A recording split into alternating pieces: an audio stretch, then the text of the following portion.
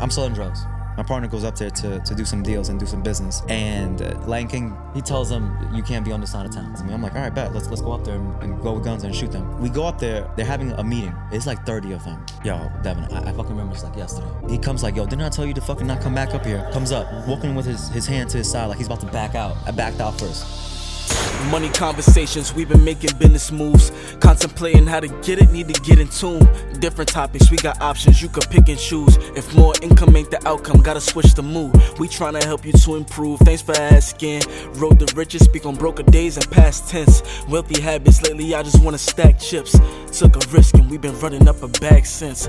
G-Vast Quest, quick to make a couple G's. Detox, spit knowledge, put you on your feet. Bug out, got the plate, make sure to pray before you eat. At the table with the winners, come and take a seat.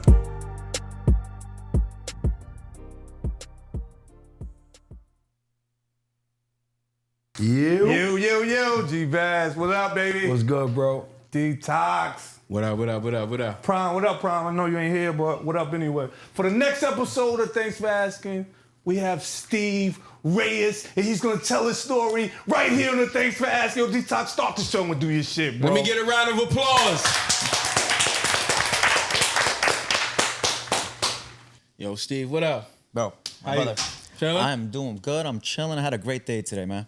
I know. What you did, like a gazillion push-ups and shit like that, man? Well, so I posted on the gram. I took the sled out, loaded up, put the vest on, and I was walking on 9th Street in Brooklyn today. And I'm thinking of you because I'll make you do that shit, actually. Oh, my God. Just to let y'all know, this is my trainer right here, and You ready? he be killing me. Yeah. So pretty much, I'm gonna have one day. I'm gonna have you bring the sled out. Bring the sled out, throw the straps on your shoulder, put the vest on, and I'm gonna have you drag that shit from 9th Street all the way to 5th Ave and all that, and bring it back. He's not playing either. No, yo. I'm not playing at all. No. So you said you're a trainer? I don't mean to cut you off. You saying you're a trainer? Like, Yes. how long Yeah. you been training? Like training other people or just training other myself? people. So I've been training other people for like since 2016. 2016, yeah. And what brought me into it actually was I started doing CrossFit. Functional movements at high intensity, all that good stuff, right?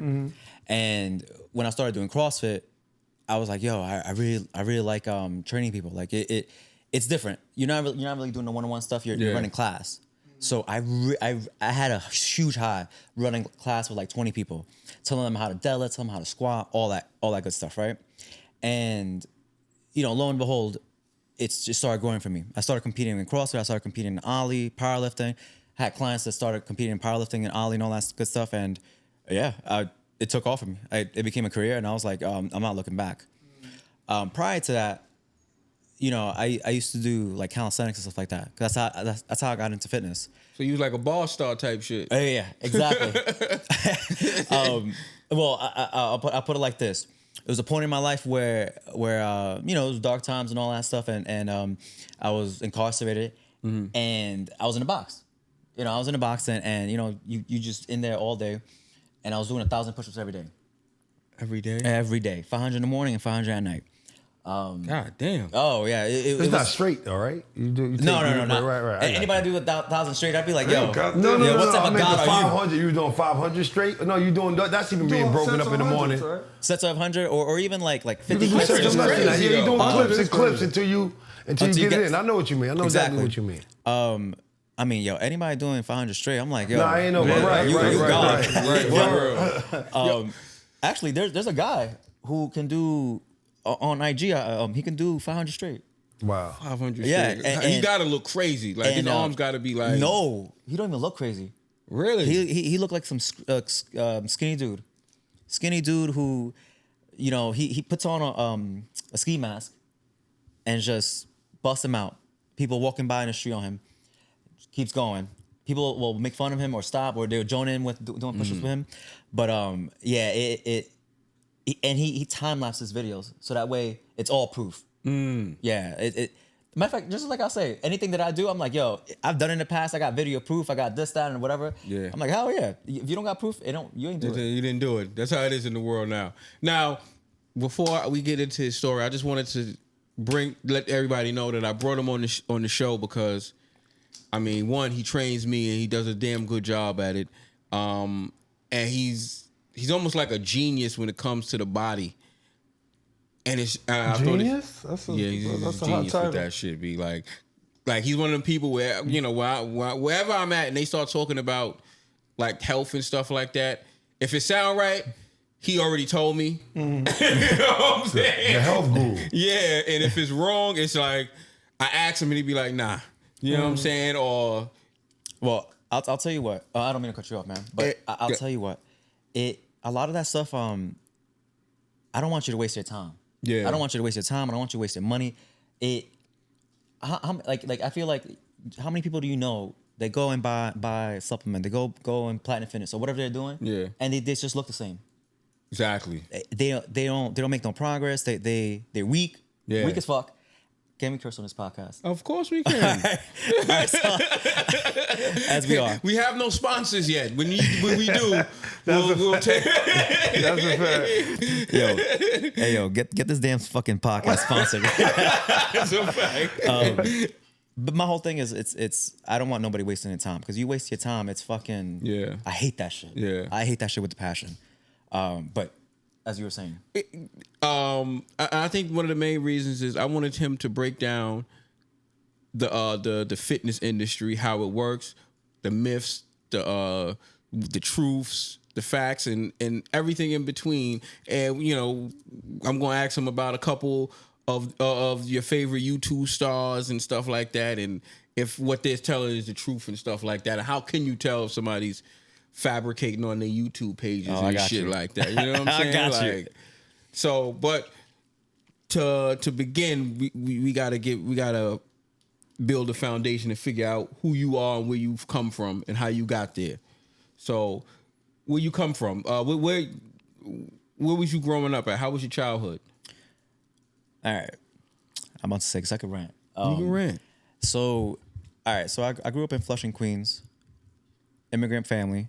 So you could imagine like knowledge with health and fitness is out the window. There is no such thing. Rice and peas. Yeah, rice and chicken. Well, our whole thing was just you got to work in order to survive and function and pay your rent. It ain't no like we working out for to look good or feel good. Yeah. It's not until now that my mother started going on YouTube and watching her follow workouts that she can do on YouTube because she started caring about her health. And she's like 60 plus. I can't remember how old she is. Her whole thing was there's a saying that we say in Spanish like I'll say it in English first. You got to pick up your pants and earn your bread every day. And it's basically just saying, hey, you in order for you to sustain and if you got a family, you just need to show up and do the work. Yeah. Anyways, so how you say it in Spanish? Tenemos que ganar el pan de cada día. You heard that before, G? I did. I can't even hear. I can't hear you that good over here anyway. Damn. You gotta go to the doctor, G? But you gotta go to the doctor? well, a little bit. It's a little bit clogged though. But I ain't really because it's not your fault. Well, but yeah, I know what you're talking about. Yeah, right? it's well, I do talk fast, especially when I talk in Spanish. I talk fast, so I'm gonna try to be mindful to talk slower. But yeah, like it's very so like with like my mother's upbringing, like for instance, she just to make ends meet, we used to live in a studio. She used to rent the other side of the studio part, like the studio, like our bed would be right here. I'm sharing a bed with her, and she's renting the other. I had to have to whoever else. You know what I mean? Studio? Yes, a fucking studio. No lie, no exaggeration.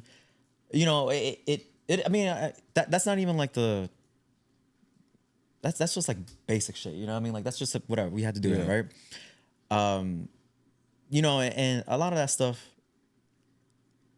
I'll put it like this: a lot of that stuff, it led me to feeling like, oh man, I want more for us. I want to work. I want to, just have a better life for all of us. And it led me to just going into street life. I used to sell crack. I used to sell heroin. Even a part of me, I miss it and enjoy it. That shit is a different beast. That lifestyle, going about it. I used to walk around with 2 guns on me all the time. And Wait. Yeah. Hold on. Bro. Yeah. Wait. You don't give me this aura of that. That's why I'm like. Oh man. Yo, my apologies. Go Tell ahead. your story. Yo. Yeah, no. I thought I was fucking cowboy. I had no common sense type shit. Yeah. Glock 9s, hollow tip shells. As a matter of fact, one of my charges, for one of my cases. One of your charges, you said? So all right, let me backtrack. Please, we. Keep me in check because I can get all over the place. Yeah. Right. I want to know how'd you get into the streets? Like, tell me, like that first. That's not to cut you off. That's before you started training and all that, right? Absolutely before. Yeah. So Way tell before. that part of it. Yeah. So what part? The beginning. The street. I used to be bullied in school, in elementary school. Actually, me and my partner watched the movie Wonder. It's super triggering and emotional. Deformed kid. Anyways, so we watched that movie. And it just reminded me of like, yo, in elementary school, I used to be bullied. I used to be bullied from the clothes that I was wearing, from the holes that I had in my clothes, yada, yada, yada. So you can just imagine. And, you know, once I got to 7th grade, it was just a different, it was an introduction to different things. So like, you know, I started being around people who were into selling bud at the time, right? Okay. And that was kind of like my gateway. Yeah. You know what I mean? I'm like, oh, I could sell bud and I could do my thing. Yeah. You know, once you buy your first pound of greens, yeah, remember that? Yeah. You know, you buy your first pound of greens and you flip it and you're like, all right, on to the next. You're like, oh, you know, there's other shit that out there could get me money faster. But yeah, that shit had to be exhilarating though to get that first. Oh, I mean, granted, don't get me wrong. Yeah. Like the first step that I've taken, you know, I took a pack from somebody. You know, they give me a pack and I flip it for them and bring it back to them. That was like my first foray into it. Matter of fact, because I'm now the memory started to kick in. On my block, I remember. Yo, I used to be scared to walk to my building's right here, and then this building where all the dudes used to hang out right there. I'm in 4th grade, elementary school. I'm walking by, and I could just remember this dude. I used to be scared to walk by him because he was known for being a shooter. No questions asked. He would shoot you. Matter of fact, he's a gangster. Yeah, he's a gangster. You know, whatever. One day he goes to me. He's like, yo. He actually goes to me. He says, yo, Guala. yo, right? Yo, Guala, yo, come here.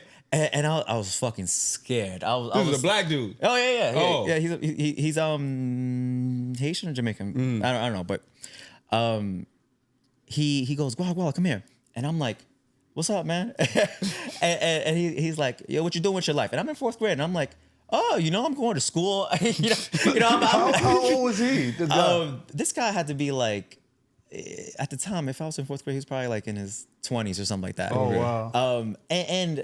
And he's basically recruited me. So like his next line was like, yo, you want to make money? I put you to work. And I was like, no, I'm okay. I was fucking scared. I was like, nah, I don't do stuff like that. And you know, so just after that, like, you know, like he's like, you could just imagine like the more exposure that I got, I was like, fuck yeah, this I was fucking made for this. I'm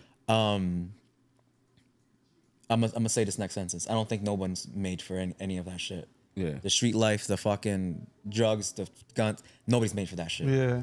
That's a whole different story. Anyways, so introduction to that. Yeah, I mean, even in junior high school, I was like, you know, you get caught up with trying to be the man and all that, like, and me having to like, all right, I got to do this to be able to do this. That it just started like leveling up.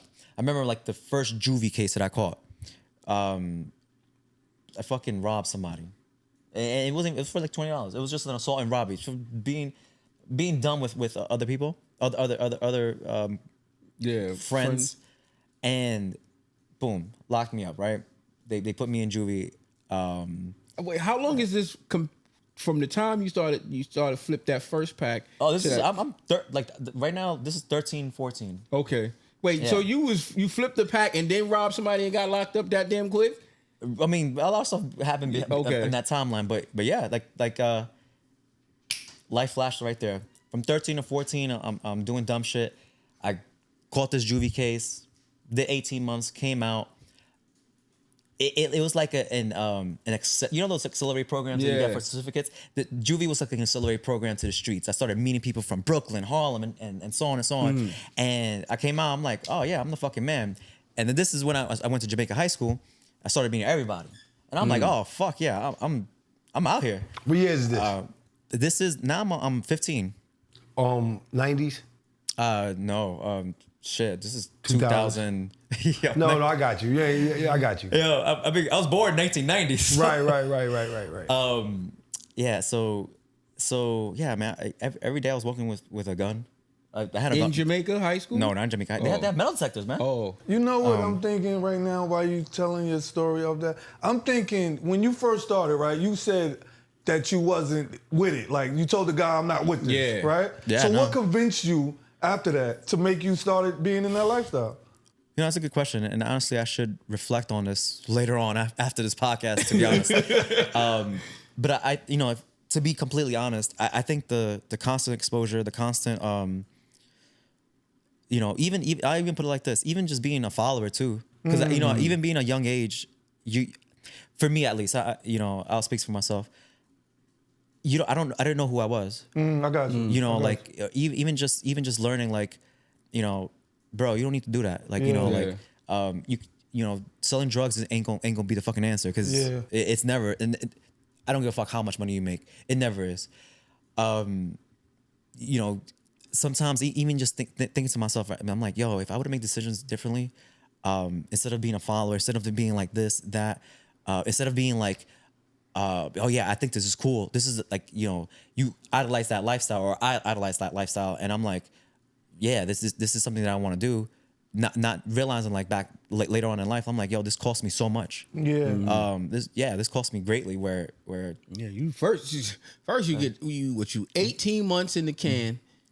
oh, this is juvie. This Juvie. Is, yeah, this is Juvie. Lincoln Hall. Fucking Lincoln Hall. Yeah, I came out. So I came out, and I think, because I confuse each time, but I think it was 4 months. I came out 4 months later. I ended up shooting somebody. I shot a Lion King, and I shot him because he basically, I'll put it like this. I'm selling drugs. Yeah. Me and my partner selling drugs. My partner goes up there to do some deals and do some business, and you know, Lion King. Me and him are 14, 15. So the Lion King is older. He tells them, you can't be on this side of town. Basically, to put it like that. You can't do your stuff here. He tells me, I'm like, all right, bet. Let's go up there and go with guns and shoot them. And we go up there, and they're having a meeting. It's like 30 of them. Yo, Devin, I fucking remember this like yesterday. He comes like, yo, didn't I tell you to fucking not come back up here? Comes up, walking with his hand to his side like he's about to back out. I backed out first. Instantly, boom, boom, boom. Hit him in his torso. He ended up having to get a shit back. He had to get surgery, had to get a shit back. Damn. And mind you, it was with a 38, a snub nose 38. I could just imagine if I had a bigger gun, he would have died. Desert Eagle or something like that. Oh, he would have died. Ooh. And I wouldn't be sitting here with you. Ooh. Oh, yeah. Like, what was going through your mind? That sounded like you was already shooting somebody the way you just pulled that shit out like that. I was. Yeah. I mean, yeah, I was already shooting people. I mean, mind you, I don't want to sound crazy. Right. Watch what you say. Yeah, right. Because you know, but okay. Now I see. But you know, it's yeah. I look back and or it just even to answer what you just said. In that moment, it felt exhilarating. It felt powerful. It felt fucking high. You know, like it was almost like I shot some dope and boom, I'm fucking through the roof. And yeah, no, I felt like I felt powerful. There is no like there's no equivalent to that. No. Like I can't speak to y'all like what makes you feel that powerful and whatever, but that to be able to you know, have somebody like hold up and like, oh shit, Yeah, and realize like you're not playing games, because like I don't know if you guys ever been in a situation where somebody backs out and they just talking with that shit. yeah. Like no. And serious. I ended up getting a reputation where I backed that shit out. I'm not playing with that shit. It's for a reason. Because at the end of the day, I value my life. Even though let's say we're enemies or whatever, your life is valuable as well. Like you know, like it's not something to play with. Anyways, I'm sidetracking again, but. Oh no, you was getting into it. We was appreciating that, but yeah. Okay, so you can wind up catching the case for. Yeah. No, I'll even because actually I don't. I saved this detail because Yeah. I don't know. Because I'll be completely honest. Sometimes I feel stupid. Sometimes I feel whatever. But I'll be completely honest. So the next day, right? We go up. We plea out. Or excuse me. I shot the shit up. End up booking it. We lay low. Whatever. My partner, he starts trying to get a sense of what's going on over there. See how hot it is. See if we can get back in and doing our thing. And he's talking to some dude named Fire. He just came home. And I should have known better. And we were gonna shoot him. We were gonna fucking shoot him because he was on some tough Tony shit too. And he was like, my partner. He was well known. Yeah. He was like all the dudes loved him and whatever. I, on the other hand, like nobody fucks with me. Yeah. Whatever. That's a whole different story. The dude Fire was like, oh no, you guys are good. No more beef, right? Anyways, so he starts fucking trusting him. He's like, yo, what's going on that side of town and so on, not realizing that Fire was a rat and working as an informant for him to plead down his case and be back on the streets. Yeah, like he fucking I remember we were in some dude's crib, just chilling, just hanging out, not even doing anything crazy. We came down and we're waiting for the Fire to pull up because he said he wanted to buy weed or some shit like that. Instead of him coming, the police came. They locked my partner up because I happened to be over there, like not even next to him, and they just pulled up and locked him up, and I was like, oh, I need to leave. And I'll make the long story short.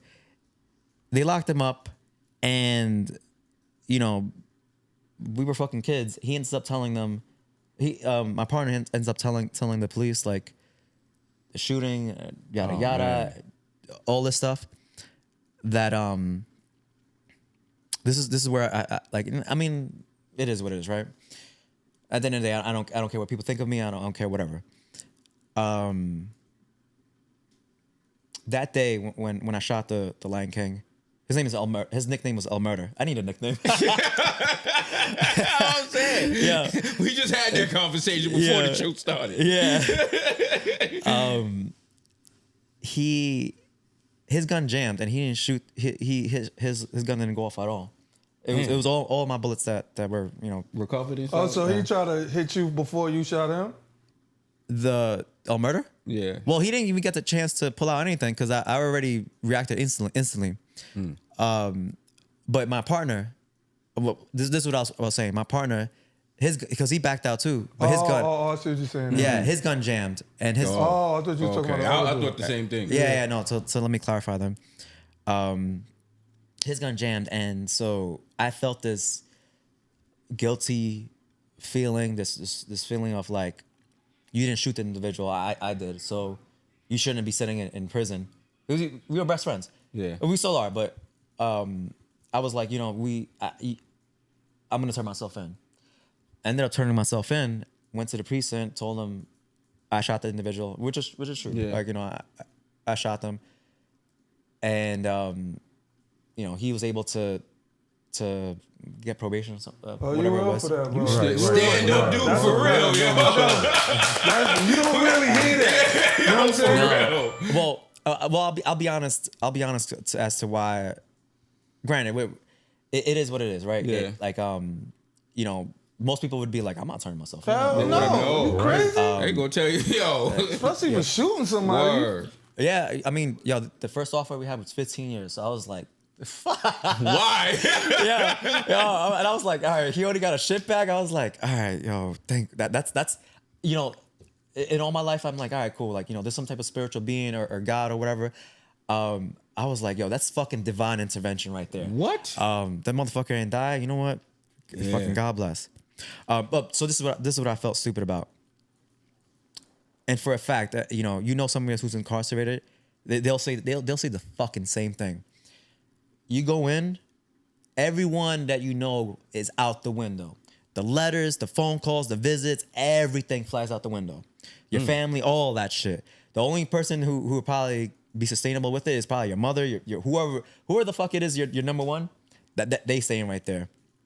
And you know, it's a hard lesson where you realize, like, all right, you think what you thought about relationships or whatever the case is, it's not the case.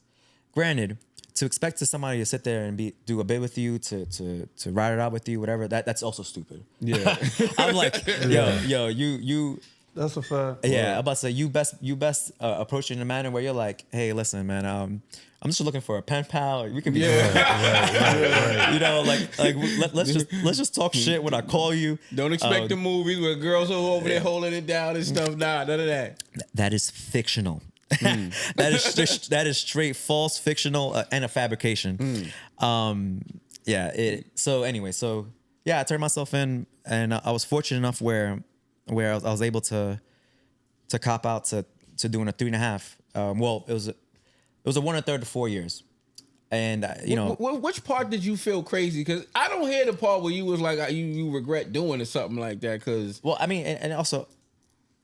Well, speaking of regrets, I can also go into that. Yeah. I mean, you know, just when you sitting in that cell and you just thinking about it, or thinking about it afterwards, where you know the letters and the phone calls or the visits, they're not there anymore, or they're just non-existent. You know, I felt stupid turning myself in. You know, like it. You know, I'll put it like this. I feel like when I go, I got a road dog or my partner or whoever, I go 1,000%. Yeah. That's my personality. Yeah. And I had to realize, like, not everyone's like that, or That's right. Everybody don't deserve that. And everybody don't deserve that. And granted, I'm not even speaking like that on my best friend, but it's just when you go to jail, no matter who the fuck it is, family, all that. Life moves on. Life is continuing for them. While you're stuck, you're stuck in that setting where you just stuck.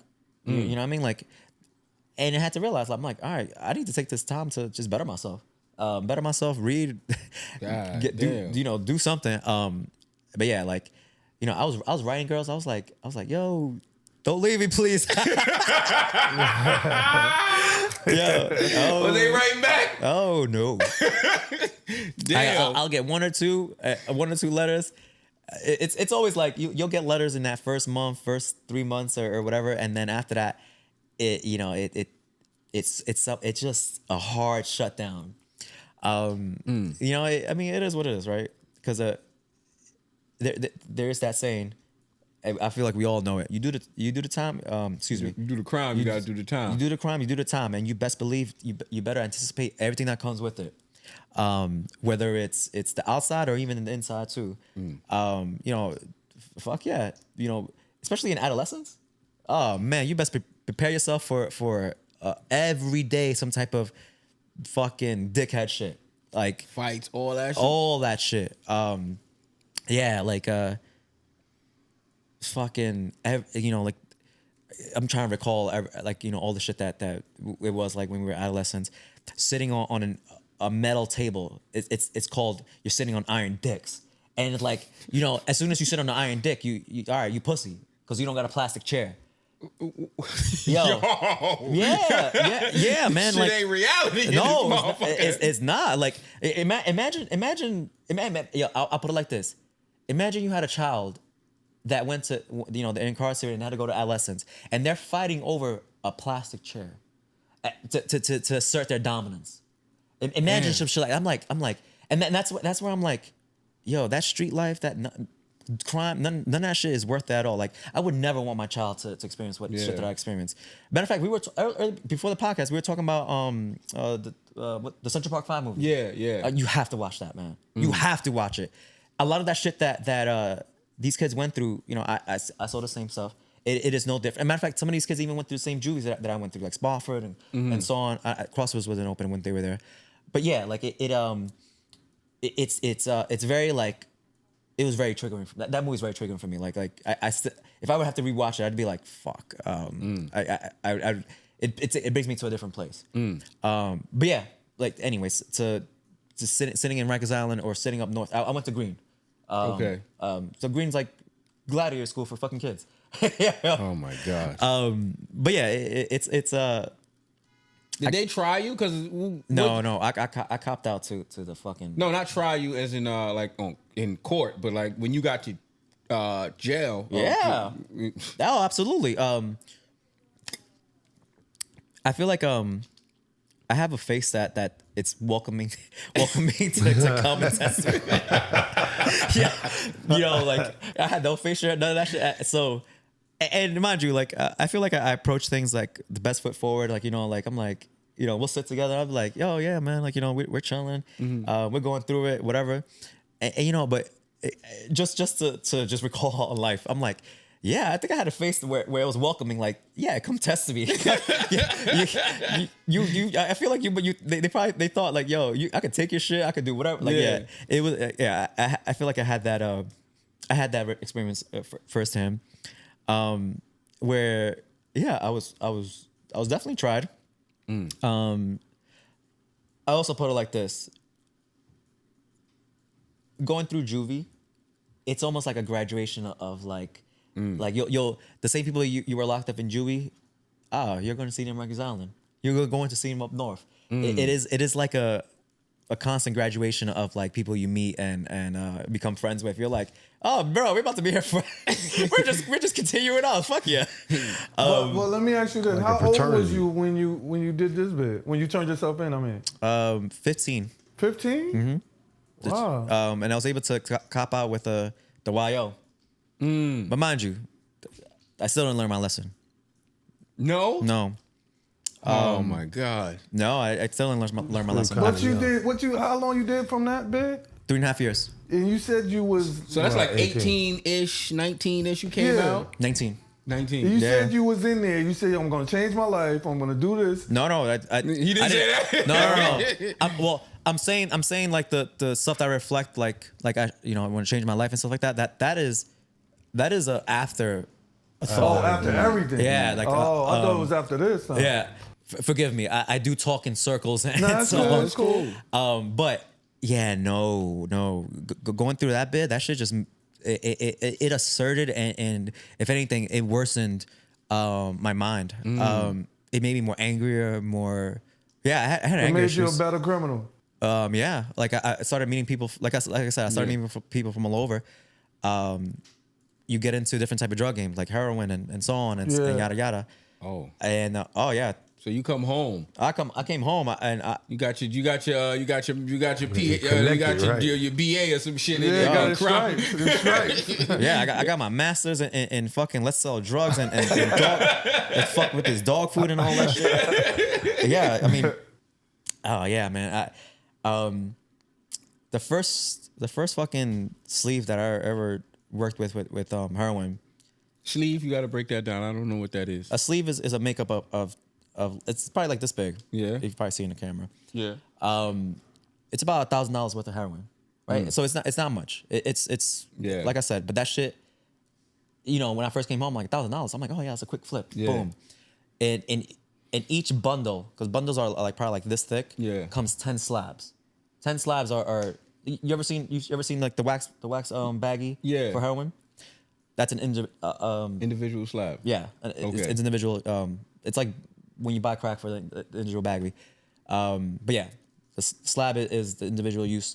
But yeah, so the first time they're like, yo, they just motherfuckers just tossed me that, and they're like, yeah, do whatever you want to do with it. God, and I was like, all right, cool. From your connections when you was locked up. Yeah. I ended up being. Damn. Well, I'll put it like this.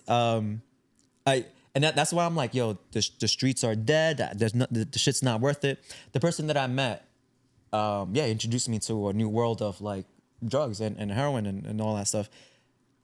He ended up, I'll make the long story short on him. He ended up getting caught in his crib that he was staying at with a garbage bags full of heroin, guns, and all that stuff. Went to feds, was locked up in what's that shit called? MCC or some shit like that in Manhattan. Yeah. The federal prison in Manhattan. And got locked up or got put away for like 5 years and then ended up coming home. I'm like, no. Yeah, that's crazy. I was like, no. Trash bags of heroin and guns in 5 years? Well, I mean, and granted, I don't have, and this is the thing, I don't have the paperwork? the proof and all that. Like the shit.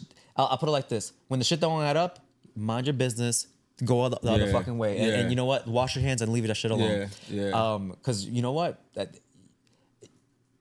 I'll put it like this: you ain't out the fucking clear. you want to play around in the fucking streets? Oh man, you best believe. I think everyone's snitching now, without a doubt in my mind. I think everyone's snitching. Don't nobody want to sit in a fucking cell, do time. None of that. Nah, everyone's. The shit's not worth it. I feel like they're giving more numbers than it was before too. Or is it to say they just don't want to do the time no more? What do you mean giving more numbers? I mean, like, sometimes, like, even when I see, like, the rappers and they getting caught up with, like, these RICO charges and stuff, I'm like, these is just, like, little kids. Like, they ain't no RICO organization, and they try to hit you with, like, 100 but the gang years. shit is crazier than probably it was back then. The new gang shit is crazy. Well, so, like when Bobby Schmurda got locked up, or what's this? Sleepy Hollow and Casanova too. Casanova too.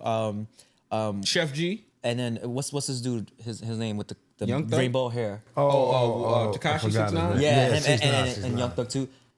That's simply they're just making them examples.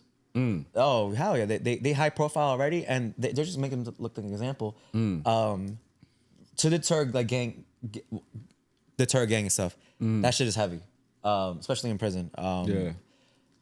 But yeah, I don't think if they weren't high profile, I don't think they would be getting. Oh, they wouldn't be getting the type of charges and stuff like that. Yeah, because it's like fucking nobody. Yeah, like it's if you can make an example out of somebody, the politician. I'm sorry, the attorney that's trying the case and so on. He wins. That's a win on his career where he can become the next step to become some type of politician or whatever. Yeah. There's always some type of ulterior motive. I'll put it like this: there's somebody I know at the gym, and I'm not gonna mention anything more than that, but like these DAs in the system, they just trying to get that W. This looks good on their record. They're on to the next milestone, except or in their career and stuff like that. Like this is exactly like the fucking the movie when they see us or the Central Park 5 movie. I mean. Those DAs in that movie, they were, or in real life, because this was real life, they made an example out of these innocent kids, and then they was on to their next movement in their political career. Oh yeah, it's very like that. It's disgusting, but it is. It really is. But yeah, all right. So go ahead.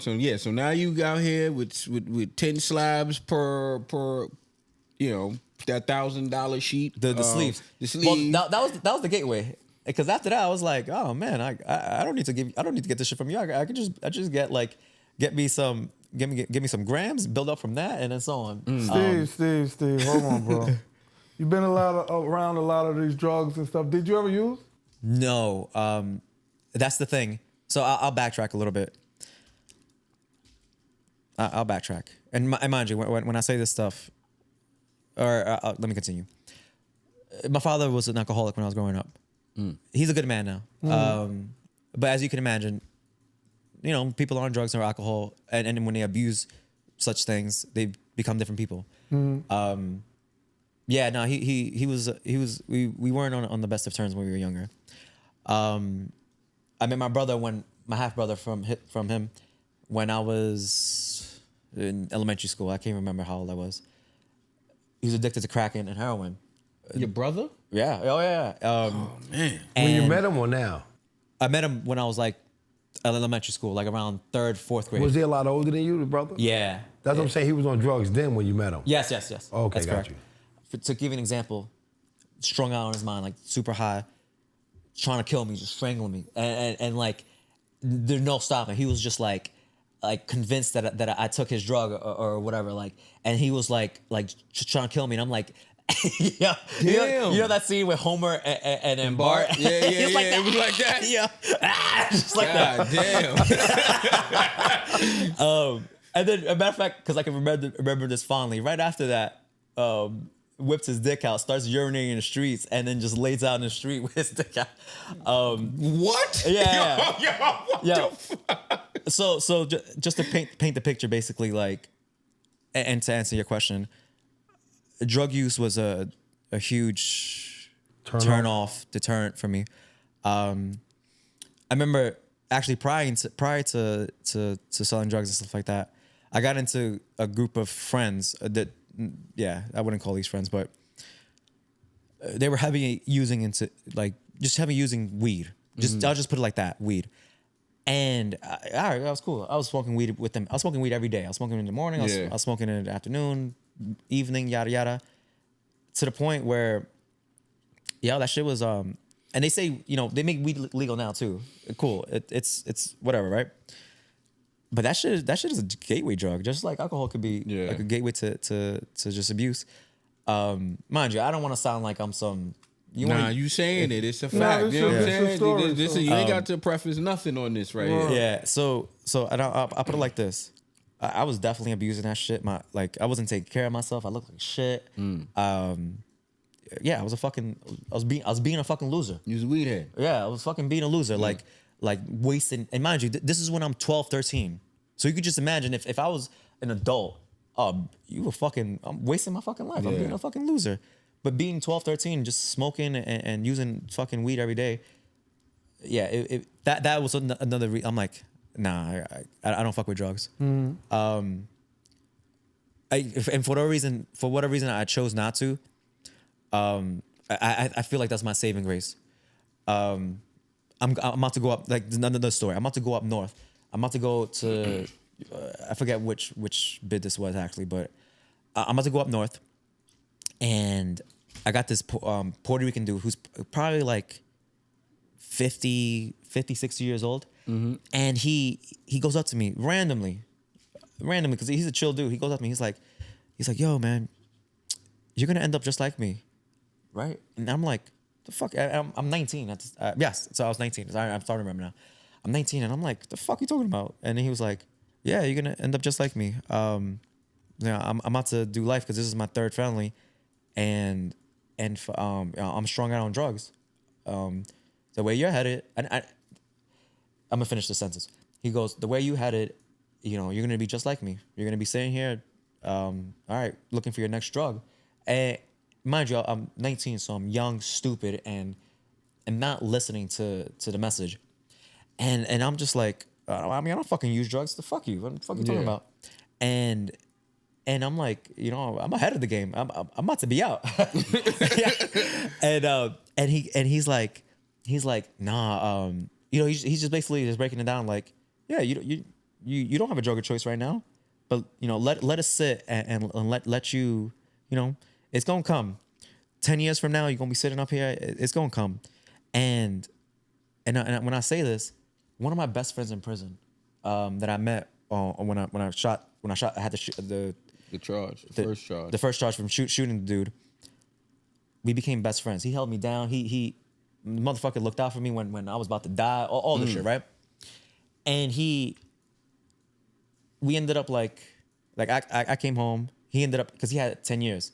He actually he shot and killed a Lion King because they raped his sister. Man. Yeah, I mean, well deserved, right? Yeah. So anyways, I came home. He ended up having to go to his next prison, right? He ended up getting turned out on drugs. Oh. And mind you, this was the motherfucker who, he had ill knockout power. He had amazing charisma, persona. Like he was the fucking man. Like he had fucking CEOs bringing him cell phones and man. outside food, and I'm like, I could never. All this, everyone hates me. I got no plug, but my best friend, like my man, he was able to pull off anything, right? He had that charisma, and to hear that he was using coke and all this, I'm like, what? A completely different person. Yeah. And then when I see him out in the town, out in the streets, those 10 years, man, that shit really changed him. Using drugs, using this and that. And I'm like, so go back to the original story, that Puerto Rican dude who stopped me and told me, you're gonna end up like me. You're absolutely right. I don't give a fuck who the fuck you are. Whether it you abuse, in C95 in the 5 building in Rikers Island, you'll see all of them chopping up Suboxones, putting it. Matter of fact, I have this fun story, but I'll put it like this: you'll chop up Suboxones and sniff that shit. And for those who don't know Suboxones, it's a way to wean yourself off heroin, because the 5 building is the methadone building. That's what they call it. Anyways, so the fond memory that I have. I'm sitting in it. And mind you, the girl that I was dating broke up with me. She was, man. so I'm sad. This is when that you remember that song with Drake, "Find Your Love"? Yes, came out. yes. Oh, I was like 2012 or some shit like that. Some shit like that, right? And that shit came out and it kept playing because I had the Walkman, so I'm hearing Hot 97 playing that shit 105 over and over, and I'm like, fuck yo, I can't get away from this heartbreak shit, right? and it had to be 2-3 in the morning. I'm asleep. It's too fucking hot. So all I got is a fucking sheet on my body, like just draping on my midsection because it's way too hot.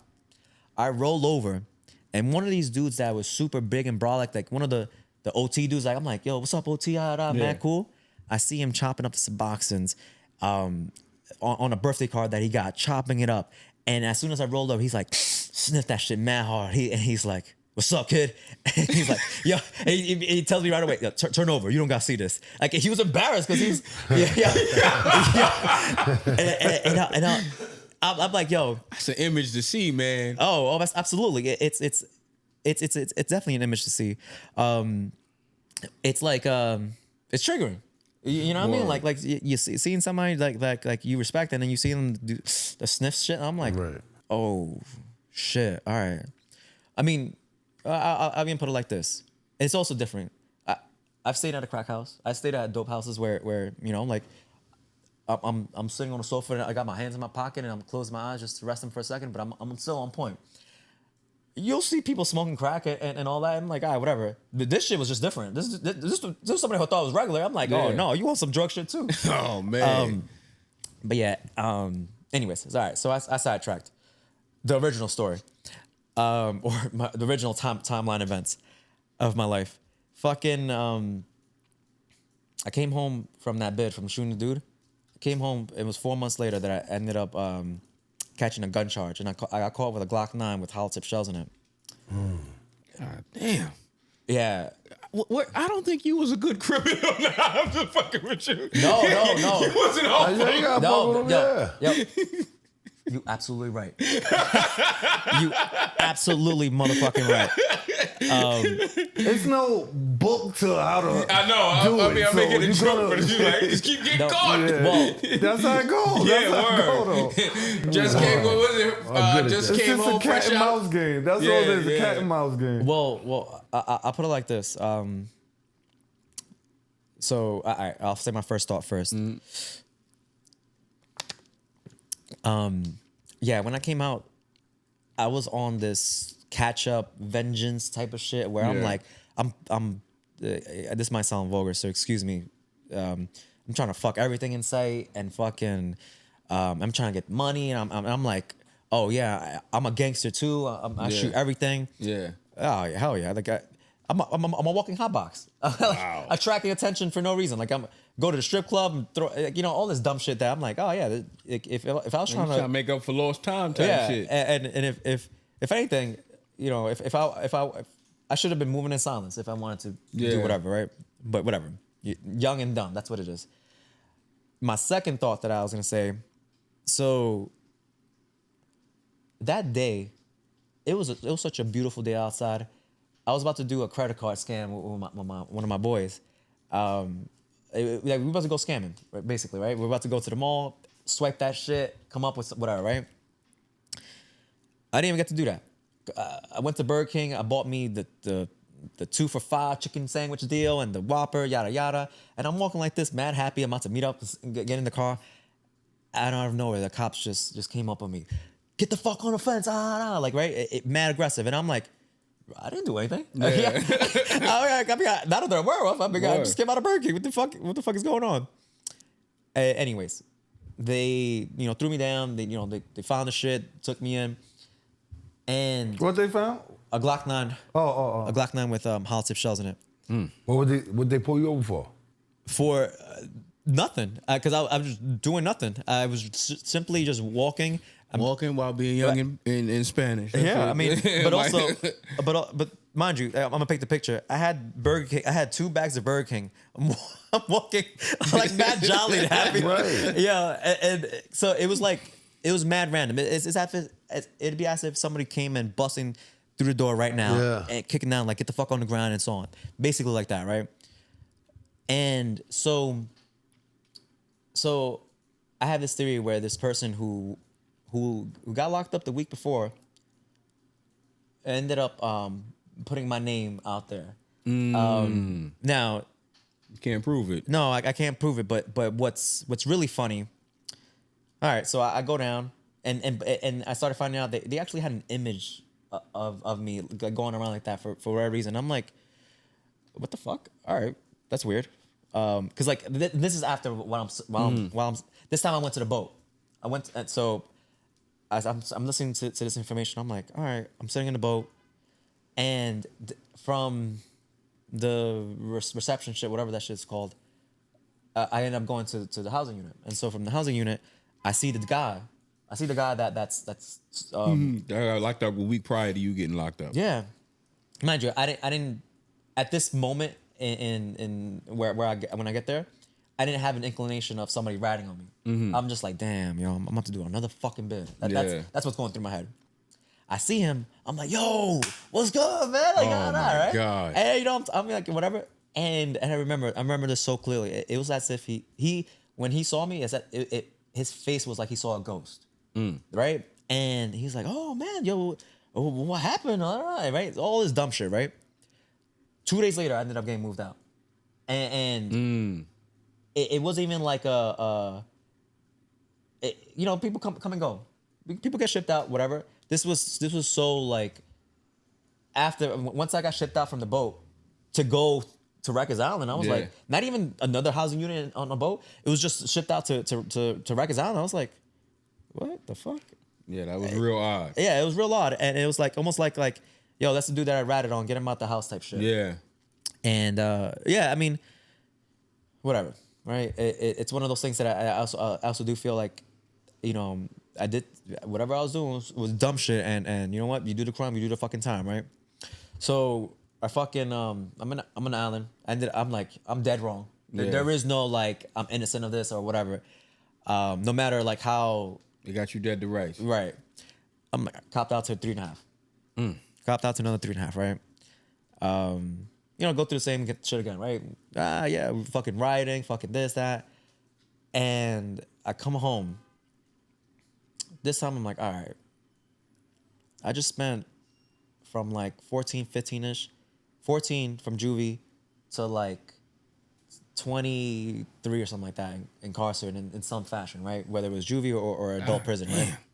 And I'm like, all right, let me slow down. I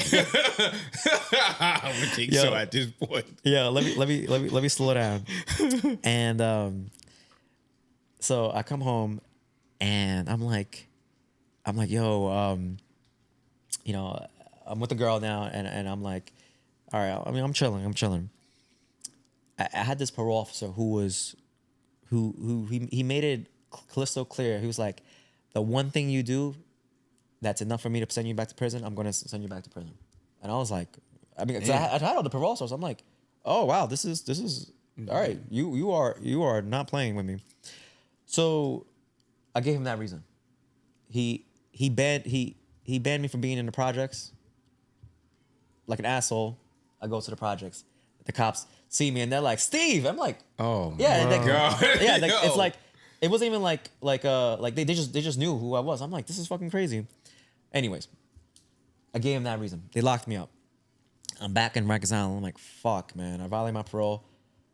And so for violent offenses, so whether a gun charge is a violent, considered a violent offense, whatever the case is, it's a mandatory 1 year sentence or 1 year, 1 year. Violating your parole? Violating the parole, mandatory. Mind you, but if you had like a weed charge or like not a weed charge, but like if you had a drug case or whatever, you could get away with doing like 3 months or something like that. Anyways, so I'm going to my hearings, and I'm like, they were offering. You ever heard of like that shock program? Yeah. Like 50 Cent went through that. I was just about to say that. So the program that he went through was the 6-month version. For parole violators, they were offering a 3-month program of that same nature. It was called Willard. Oh man, this let me continue. So I'm like, oh yo, 3 month, 97-day program. Fuck yeah. I'm like, yo, I'm Sign like, me up. yo, absolutely. I was like, yo, sign me the fuck up. This place was way worse than regular jail. And it's not even like it's violent, none of that shit.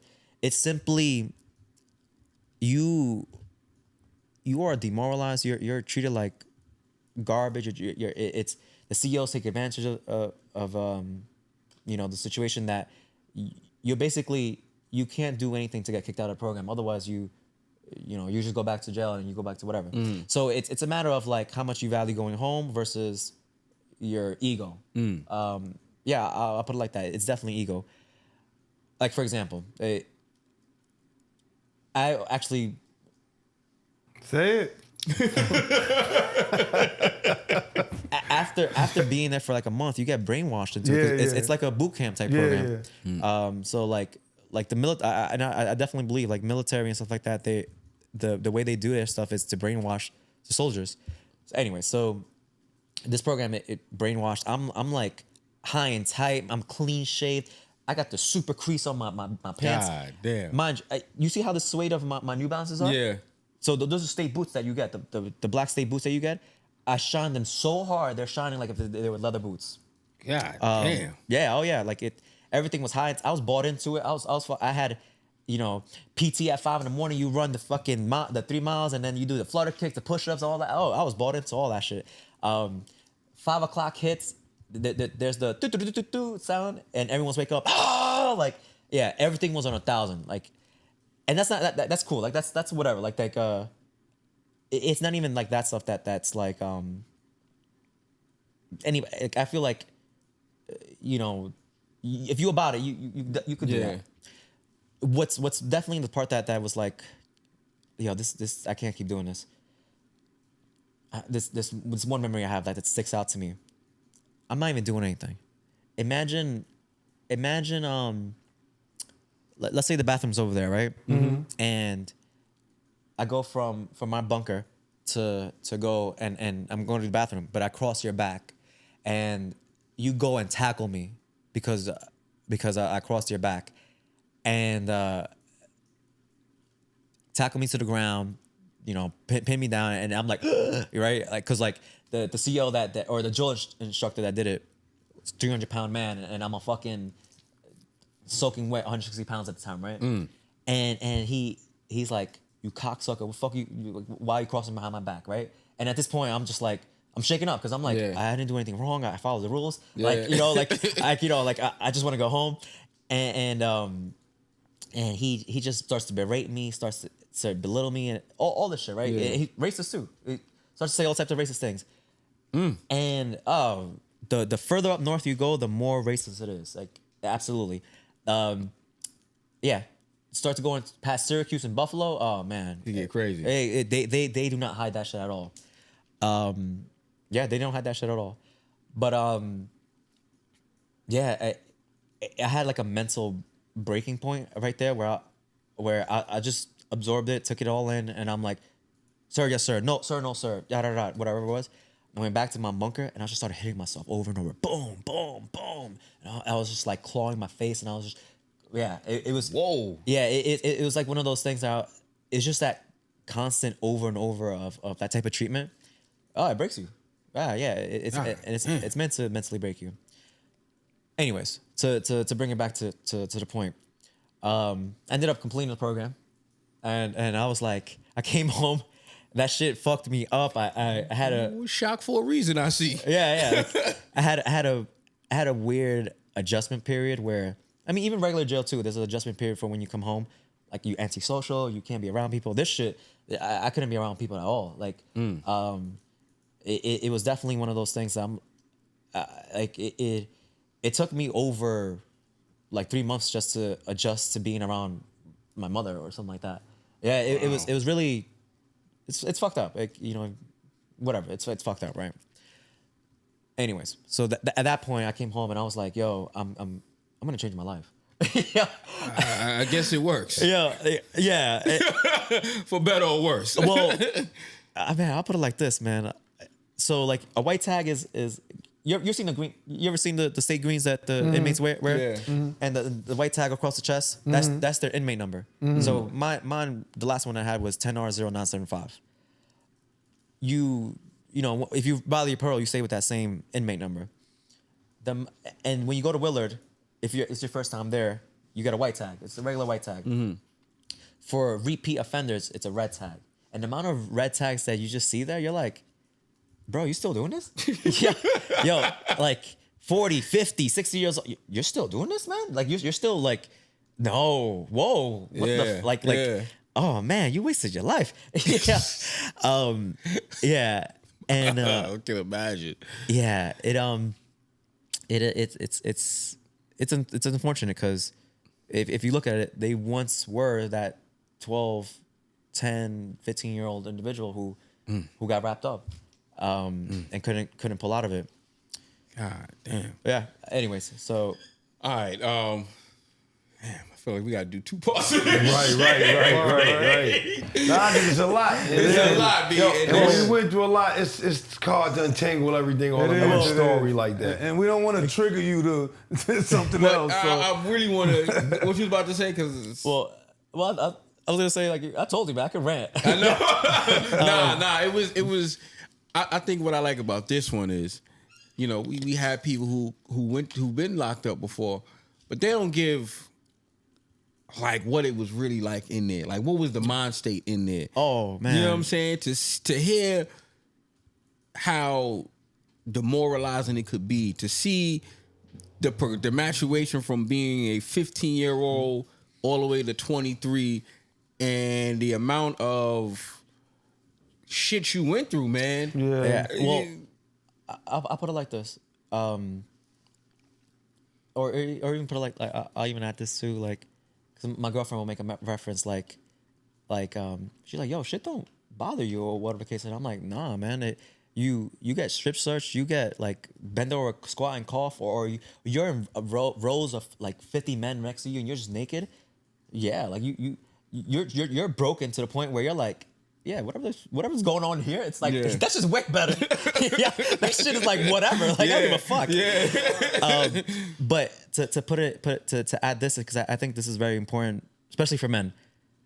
And I believe you don't hear about shit like that is because it's not masculine. It's not like who wants to say, yeah, I got broken. That shit sounds weak or whatever. Yeah, that's a fact. You know what I mean? Like or like hitting yourself or whatever the fuck it is. It's like that shit don't sound strong. It don't sound like you had it all. That's up what there. I mean. Cause like we ask some people like what it's like in jail, and it's like motherfuckers give real vague answers. Because they don't want to. You know what I'm saying? They don't want to give back. that. They don't want to go back to that. Probably. That's how I'm looking at it. Yeah. Well, I'll tell but you it's what. hard to say. It's like that. Like, who wants to talk about their weakest moments? Right. Right. Absolutely. Nobody wants to do that. Yeah. I'll even add this too. I don't give a fuck how high status you are in the prison. Like, I don't give a fuck like if you were in a gang and you actually have a high ranking in that gang or whatever it is, you still had to do some shit or had to go through shit To get to get that status. Hell There's no yeah. fucking way. You know what I mean? Like, And even if when you have that high ranking, oh man, you just the bullseye. You just a fucking bullseye for some young dickhead or someone who actually fucking hates you or whatever the case is to come and split your face open or whatever the case. I don't give a fuck who it is. I don't give a fuck how gangster you are. Yeah. And matter of fact, even if you didn't go through anything, just the everyday life of just sitting in prison, your brain is fucking being manipulated. Yeah, hell yeah. Matter of fact, y'all seen that documentary Khalif Browder story? No. No. No, I've never seen that. I can't watch shit like that, B. That shit. Oh, man. Jesus Christ. Where is it? That shit's sad, man. No, Where is it? you have to watch it. Where was It it? is. Netflix? I think it was on Yeah, Netflix. yeah. Because Jay-Z produced it. Yes. 16-year-old kid. Everything that they showed in the documentary, I went through that same shit. Sitting on iron dicks or they have the fucking sitting on iron dicks. That sounds, yo, you I gotta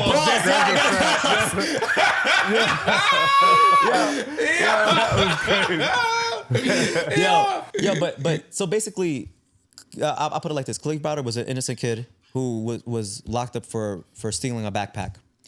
Innocent, and he had to sit in jail. I think it was 2 or 3 years or something like that. 3 years. 3 years, okay.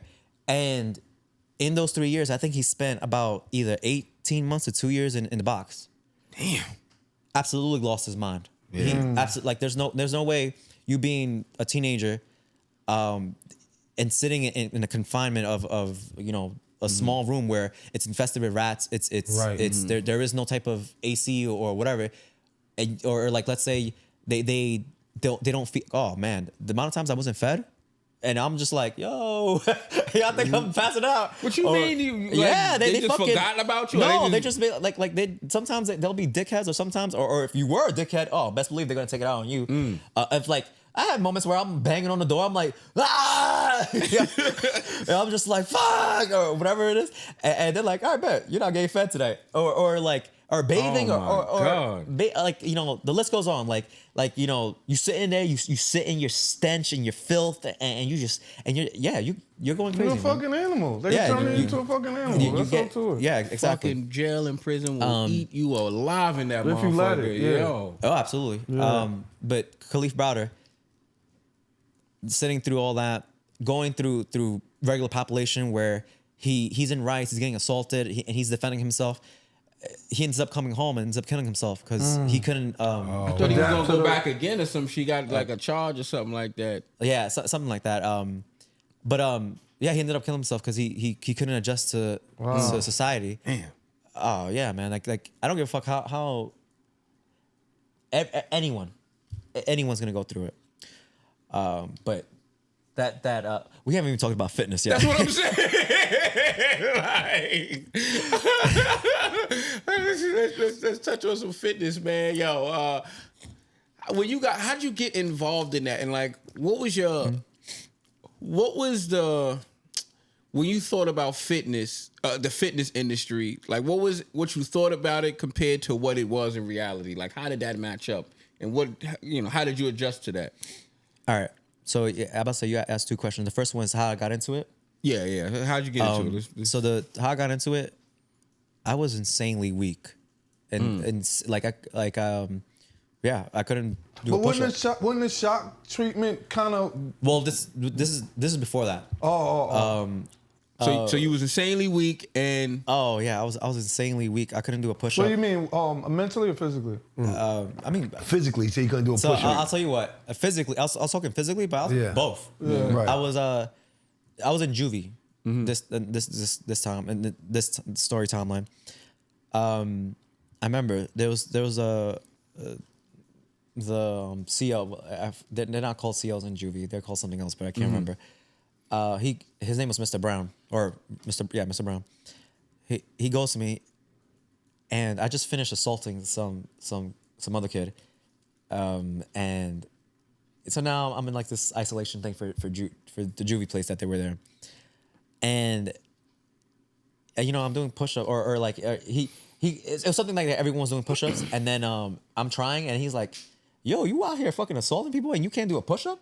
Oh, you fucking bugging. You about to get your shit broke." He put it just like that to me. And I'm like, it's true. I mean, if I'm weak, I can't do a push-up. I can't do pull-up. I can't whatever. like, and I'm out here acting a fool. Yeah. Oh, I better check myself. And after that, and actually, I didn't like working out. That shit got like, you know, mind you, I didn't know what I was doing, but I'm doing as much as I can with the push-ups, super sore or whatever. I was like, oh, I fucking hate this shit. Who the fuck likes this shit? After the point where, let's say, you know, I just kept going, or even later in my next bid where I am in isolation and I'm like, you know, doing 500 in the morning, 500 at night, sit-ups and single leg squats and so on, where I'm like, oh, this is actually something to look forward to. And you know, I was actually talking about this to somebody the other day where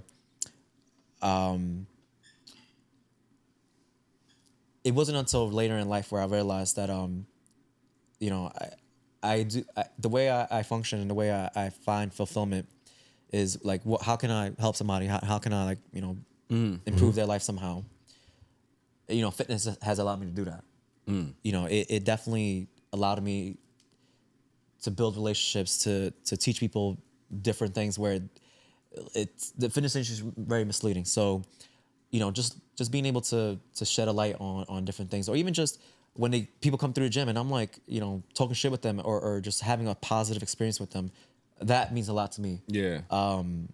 You know, so basically that's how I got into fitness, from jail to CrossFit. Yeah, I started the podcast like, yeah, you know, like I did CrossFit and I competed in Olympic lifting and powerlifting and CrossFit. Yeah, prison.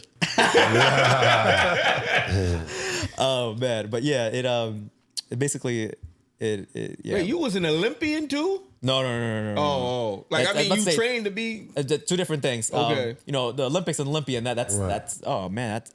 I should have instead of fucking being in the streets, I should have been training. That's what I should have been. No, so the sport of Olympic weightlifting, that involves the snatch and clean and jerk. And Okay. I know you've seen some of my guys do it. Yeah. I'm definitely not doing that. Yeah. So like, for instance, you're basically, the goal is to lift the weight from the ground and throw it all the way overhead. Yeah.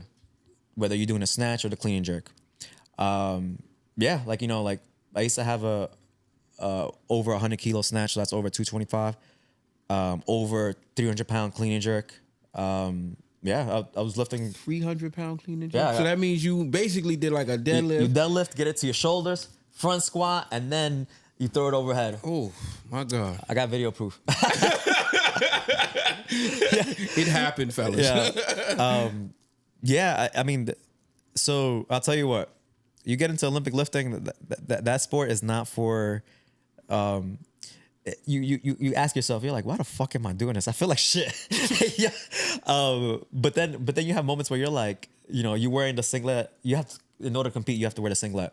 You wear the singlet. You got the crowd in front of you, and you lifting the weight, and you're like, oh shit, yo, this is exhilarating. You know, like 300 pounds over your head. You're like, fuck yeah, I feel like a fucking Hulk or some shit.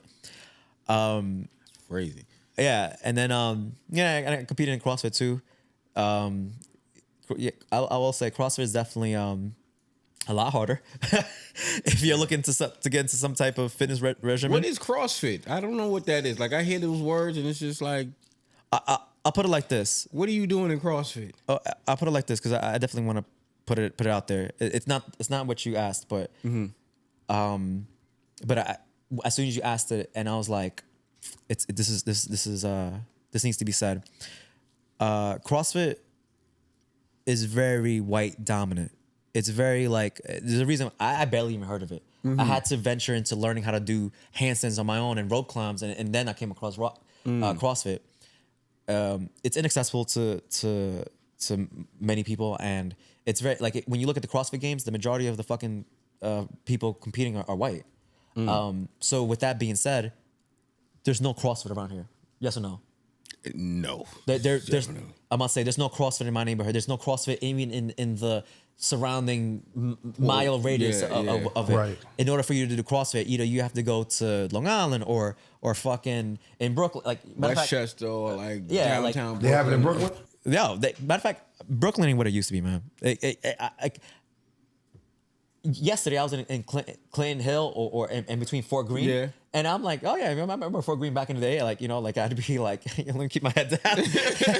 but then it's like, I'm like, oh, this is different. Like, you know, and then like, Brooklyn's not the same at all.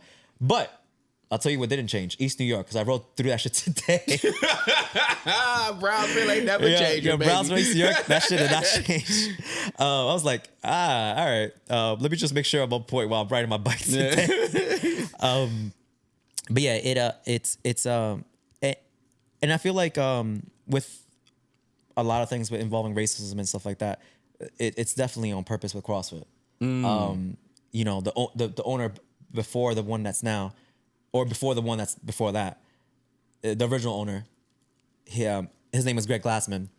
During the pandemic, I don't know if you even heard of this, but during the pandemic, so the murder of George Floyd happened. Yes. In the middle of with coronavirus and so on. He goes and tweets Floyd 19 to joke and make a reference to how George Floyd and the coronavirus COVID-19, it's stopping what we're doing and so on. Wow. And oh man, when he did that, I was like, well, fuck CrossFit. Like, you know, this is these fucking racist piece of shit. Like, and if anything, I already felt this before he even said that, but I was just like, I enjoyed doing CrossFit. I like the intensity of it. I like you see me, I'm through the fucking roof. So, and I like being exposed to like when you carry the sandbag or the sled and stuff like that. I'm like, oh yeah, like I feel like I could get through anything with that type of training. I don't enjoy the white dominance in the fucking CrossFit space or fucking let's say you go and do CrossFit in Tennessee. Yeah. Oh man, you'll see the Confederate flags and so on or whatever. Like it's, you know they live up for that Confederacy on that. Yeah, it's honestly it's disgusting. But anyways, yeah. This started off with how I got into fitness and so on. Well, I'm asking you what was it, because you say that the fitness industry is misleading. Why do you feel it's misleading? I'll throw this one in there too. Especially with social media now, if anyone is online selling something, especially like supplements or something like that, like scroll, run, don't listen to them. That's very misleading. Like for example, especially back in the day when I was first starting off, when social media wasn't even a thing, it was more magazines. Yeah. Or stuff like that. Or bodybuilding.com. Oh yeah, like Muscle Men's Magazine. Men's for Fitness. Whatever, all that stuff. And I'm sure you guys can chime in with this too. Every type of content that I would see, it was to sell you some type of supplement. Whether it was a multivitamin, whether it was a whey protein or testosterone booster, which is complete garbage. But yeah, like it was to sell you on something. Then you would see workout programs that were inappropriate for individuals like me and you. Like and I don't give a fuck how advanced you are, but you'll see workout programs that were like, oh, all right, cool, I'm gonna do this, and then you realize like you're not making progress, or your elbow's hurting, or you feel broken, or whatever the case is, or it was the fitness industry very misleading, including when you say inappropriate. What you mean? Say again. What do you mean when you say inappropriate? Inappropriate in a fashion where, let's say the volume of work that was posted on that magazine or whatever the case is, I don't have no business doing that because I'm not gonna recover from that type of training. That type of training that you'll see posted with that magazine is usually with somebody that's on steroids, which is cool for them. They can adapt and they can grow from that and recover. But you know, if you're not using steroids and so on, or even let's just say you're just an individual looking to build some muscle, you know, you want to have some chest, some arms. Yeah, there's no reason for us to do that. We're gonna fucking break. We're gonna, we'll have negative effects from that type of training. But yeah, it's the diet industry, fitness industry. It's all extremes to sell you something at the end of the day. That's why I say it's misleading. Think about it. Every diet that a girl has done, whether it's some type of tea diet or some type of super extreme diet where they're eating keto or some shit like that. The keto diet, the low carb, I only eat at night, whatever the fuck it is, it's an extreme. People are attracted to an extreme because it's almost like, in order for me to achieve this, I need to do this extreme thing to get there, because it's almost rewarding at the same time. And oh man, there wouldn't be an industry if everyone knew the basic knowledge of you should treat your body like a temple, or like I tell you, treat your body like a fucking Ferrari and fuel it. Eat your food and eat food to fuel your body, to get stronger, to build muscle, to look good, to be lean, to have a sex drive. You know what I mean? Like the amount of misinformation you'll see online, it's very, it's trash. So if I want to get fit. What's the main things I should be focused on?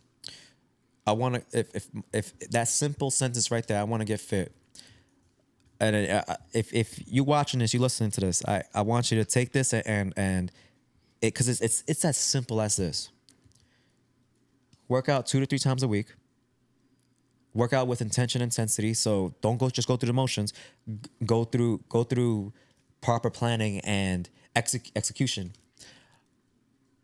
Lifestyle. Go to sleep every day at the same time, or try to get a regular hours of sleep. Nutrition. I'm not even asking you to eat more. Like, usually my go-to is telling people eat more food, but I'm not even gonna ask you to do that. I'm just eat 3 times a day.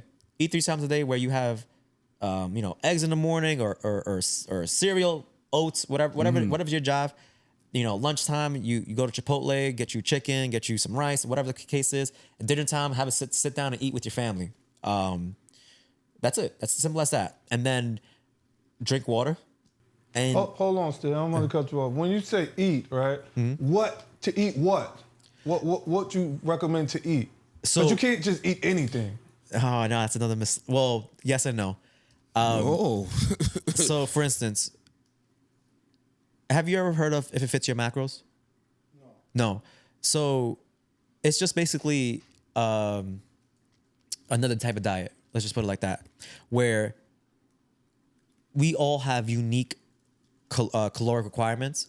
Let's just say Devin's caloric requirement is who you said? Me. Detox. Oh, my fault. I'm bothering. My fault. I never call you that. Yeah, I know. I'm thinking like Devin.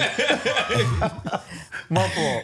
I'm about to say, hold on. I'm gonna take a line from Spider-Man. I see we're using our made-up names. Yes, we're definitely using our aliases on this. Yo, make sure when I said your name, you just go bleep. Nah, it's fine. I don't care. So let's say he requires 2,500 calories. You actually require more, but let's just make it simple. Yeah. Let's say I require 3,000 calories. Let's say you require 2,700 calories, and you'll require 3,500. Now. Why you look at his number was crazy. No, it was the same as his. No, it wasn't. No, what was his? What was his? I don't remember. 3,000. Thank you. You're 35. Yeah, it's only 100 more than him. It wasn't that much. You're going to look back like yours is crazy. Yeah. But I'll explain why. I'll explain why. So each of us have a unique BMR. So that's basal metabolic rate. That's just basically if you don't do anything, you just sit at the couch, and that's just the amount of calories that you require to sustain living, not including like exercise or walking or sex or yada yada yada, right? Mm-hmm. And now that's level 1. Level 2, to add to that, we live different lives.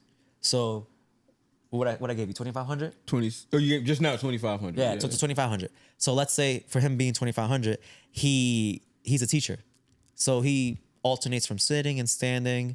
Not really like that much intensity. Not much a volume of like going back and forth on his feet. He works out twice a week. Let's just put it like that, right? But let's just say he does work out. Let's say me. Now that's that example 1. Example 2, I need 3,000 calories, right? So with 3,000 calories, I work out 4 days a week. I work for Old Navy. So I'm usually, I'm folding clothes, I'm going back and forth. I end up gaining like around 15,000 steps every time I'm working a shift, right? That's a lot. And so on. And, I weigh more than Devin, right? So that's also going to be a factor where the more you weigh, you actually need more food. So on. I don't even want to get too complex with this because I'm trying to put it as simple as possible. Yeah. I get it. And then for you, what I gave you? 27. 27. So let's say now for you, you work UPS. What he gave G? So I give 35. 45. I'll put it like this. Let's say you work for UPS and you're on your feet all day. So you go, but you don't work out. But you feel good about yourself. You go to work, you go home, you chilling. But the fact that you just work for UPS and you're on your feet getting like 20,000 steps every day, you're burning a lot of calories. And now, lastly, 3,500. Right. And I'm working out like 5 times a week. Yeah. You work. You don't believe that, bro? I didn't say that. You working out 5 times a week. You already have muscle mass. You already got like a good level of fitness on you, and the more muscle mass you have, the more food you actually require. Right. But then your job is physically laboring. So Right. you work a construction construction? job. Yeah, perfect. You work a construction job and you're on your feet. You're doing labor. Oh hell yeah! You need way more food to sustain To living. sustain whatever I'm doing. It depends on pretty much how much you're burning. Exactly. Much, right. So now I just painted a picture of how much everyone's burning naturally. Now, in order to build muscle, maintain, lose fat, you play around with how much you're intaking, based on those level of calories that you're burning, and that's why I say every individual is unique. It's not a just do keto and it's gonna work for you. Do paleo, that's gonna work. No, it's not. It's not that at all. Now, to answer your original question, because I just ranted just now. So, with if it fits your macros, it's the theory where if you're eating within your caloric rate, like I gave you 2,700. If you're eating within that, you can eat whatever you want. You can eat McDonald's, you can eat Burger King, if you're under that number, you're not gonna gain or lose weight or whatever. And it's How actually healthy true. is that though? No, it's not healthy at all. I got you. Yeah, But as far as you losing or gaining, you'll have that under control. Absolutely. Got you. So like, but it's not healthy at all. Like No, I got you. How about say, you'll feel like shit. Sure. But now, let's say, all right, I'll use myself for example. Let's say, all right, cool. I'm dialed in. I'm eating at home. I'm eating the food that I need to intake. Like I can eat a surplus amount of food. We're trained to think in order to lose weight, we need to slash the amount of food we're eating. Right, But to the point where it's drastic. Like, so I've heard, actually I have this, I've worked through this with a number of people that I've worked in the past, especially with women. Mind you, no shade to women or anything like that, but there is a stereotype's not the word, but there is a thing that is ingrained in women's head where they're trained to think they need to eat only 1,000 calories in order to lose weight, and the thought of them eating more food is like oh my god, it's in the world, you can't make me do that. And that's where the fitness industry is very misleading. The amount of women that I see eating like 1,000 calories, bro, there is something wrong. 1,000 calories? Yeah, all right, I'll even put it like this: bring it up to like 1,800 calories, because it's 800 calories more, but that's still not even enough, right? Yeah. And the amount of women I see doing that, working out and all that, and they without a doubt in my mind have a dysfunction in their body, whether it's hormonal, whether it's with their period, whether it's brain fog, function, and so on. Oh, absolutely. So that's women. Now you just imagine a male. Yeah. Men, we just require more food. We just require more energy. We have testosterone. Like you just imagine, like if we undereat what we require, then it's you're basically just tanking your energy system. We could definitely go more in depth with that. I didn't even think of that. Oh, damn. I'm about to say, just thinking about, for the viewers, listeners, think about it like this: if you wake up feeling like shit, sign number one, you should wake up feeling fucking fantastic. Like I tell everybody, I tell everybody, I'm like, I wake up feeling in a fucking great mood. Hey, yes, you should. Like, you should wake up feeling in a great mood. Granted, not everyone's like a morning person. So like leave that aside. You should wake up feeling good. Throughout the course of the day, you should feel good. You shouldn't feel 2:00 you have this brain fog, or like lack sex drive. Like, and I keep saying sex, but sex drive is actually a huge indicator of, are you eating enough food? Are your micronutrients in check? Is your lifestyle in check? So on and so on. Oh, absolutely. What? Absolutely. So if I ain't eating right, my dick don't work? I mean, if you... No, it's not I don't mean to be that. so frank like No, that. it's a drive. It's a sex drive. The sex drive don't sex work. drive. Yeah. Well, you might have diabetes if that ain't working or something, but you know. Well, I'll tell you what. There are people, because I've seen this. There are people who have severe, like men. I'll speak to men. There are men that I've seen who severely dieted to the point where they actually damaged in what they got going on inside. Where, yeah, they have limp dick or they you know, like, and that's a different conversation, because who wants to admit that? Word. Like, nobody wants to admit some shit like that. But they'll do whatever it takes in order to achieve the leanness or whatever. Yeah. Or even, like, I'll put it like this: those bodybuilders that you see on stage who get super lean and shredded and so on. Their hormones are fucked up. Even though they got all that muscle and so on, once they're stage ready. You ask any bodybuilder, or you'll see it on social media, online, or anything, they'll say this: yeah, right now, even though I look my best, I am the most unhealthiest I am. Absolutely. Why? Because were they dehydrated or something? Were they not eating right? What? No. So yes, they're definitely dehydrated, but that's like the cherry on top of it. Oh. In order for them to get to that level of body fat where they're super shredded, you have to diet hard. And granted, that's their sport, so they're gonna do what it takes. And they're gonna do it more.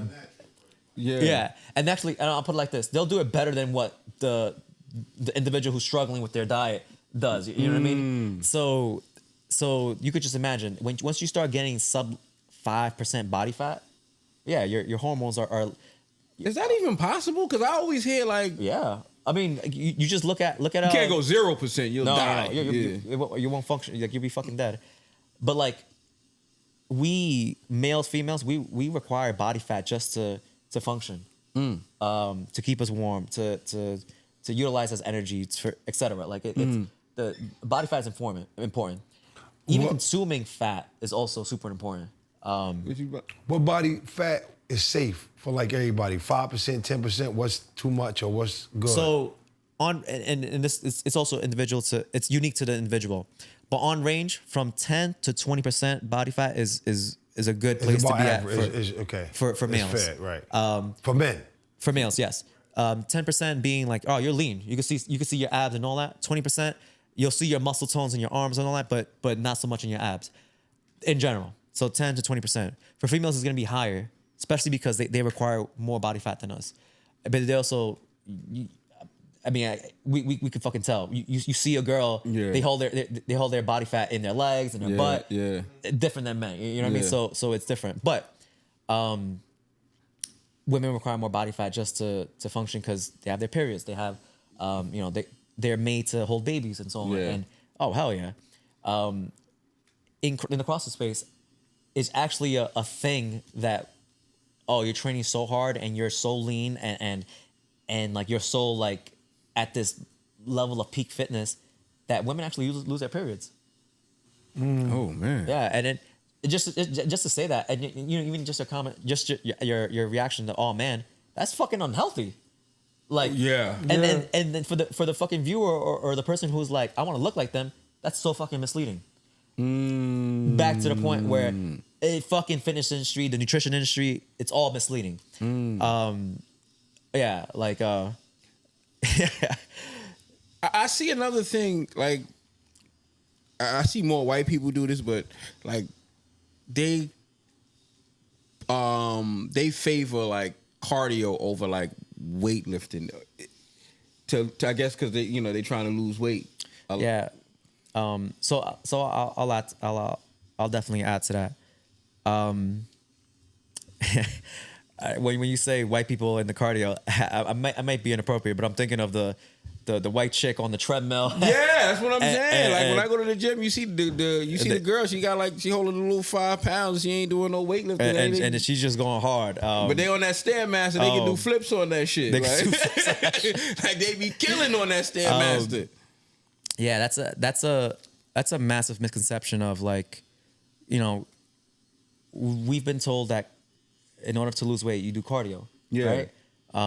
Now, cardio comes in several different forms, and I don't even mean just the machines that you can use. Yeah. But I mean the type of like stimulus that you do in order to achieve that type of cardio. Yeah. So for instance, I'll use the track running from the Olympics for example. You have 100-meter sprints. Yeah. That's a specific type of cardio system that you train for in order to be that fast and order to sustain your cardiovascular capacity for that duration of running. And you have marathon running where you train long duration to be able to sustain that oxidative energy system. Now, with that being said, if you understand that, oh great, you'll be a healthy individual. You'll improve your max output. You'll improve your long duration cardio, so on and so on. But somewhere along the lines in the fitness industry, somehow somebody figured out, oh, I can burn calories in order to lose weight, and I don't need to lift more weights because I can't do that anymore because it's at some point it's counterproductive. I can just do cardio instead, and I could do the endless amount of cardio where I can just lose X weight and so on. That's very misleading.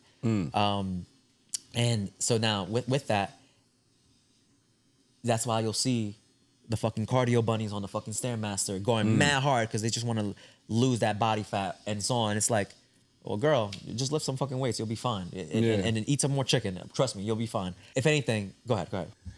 Tell me about steroids and what does that do to the body? So, I'm gonna put it like this, Okay. Because people think steroids is like you just take it and then you just boom muscle. Yeah. That's not how it works. But also without making this super complex, there are several types of performance enhancing drugs.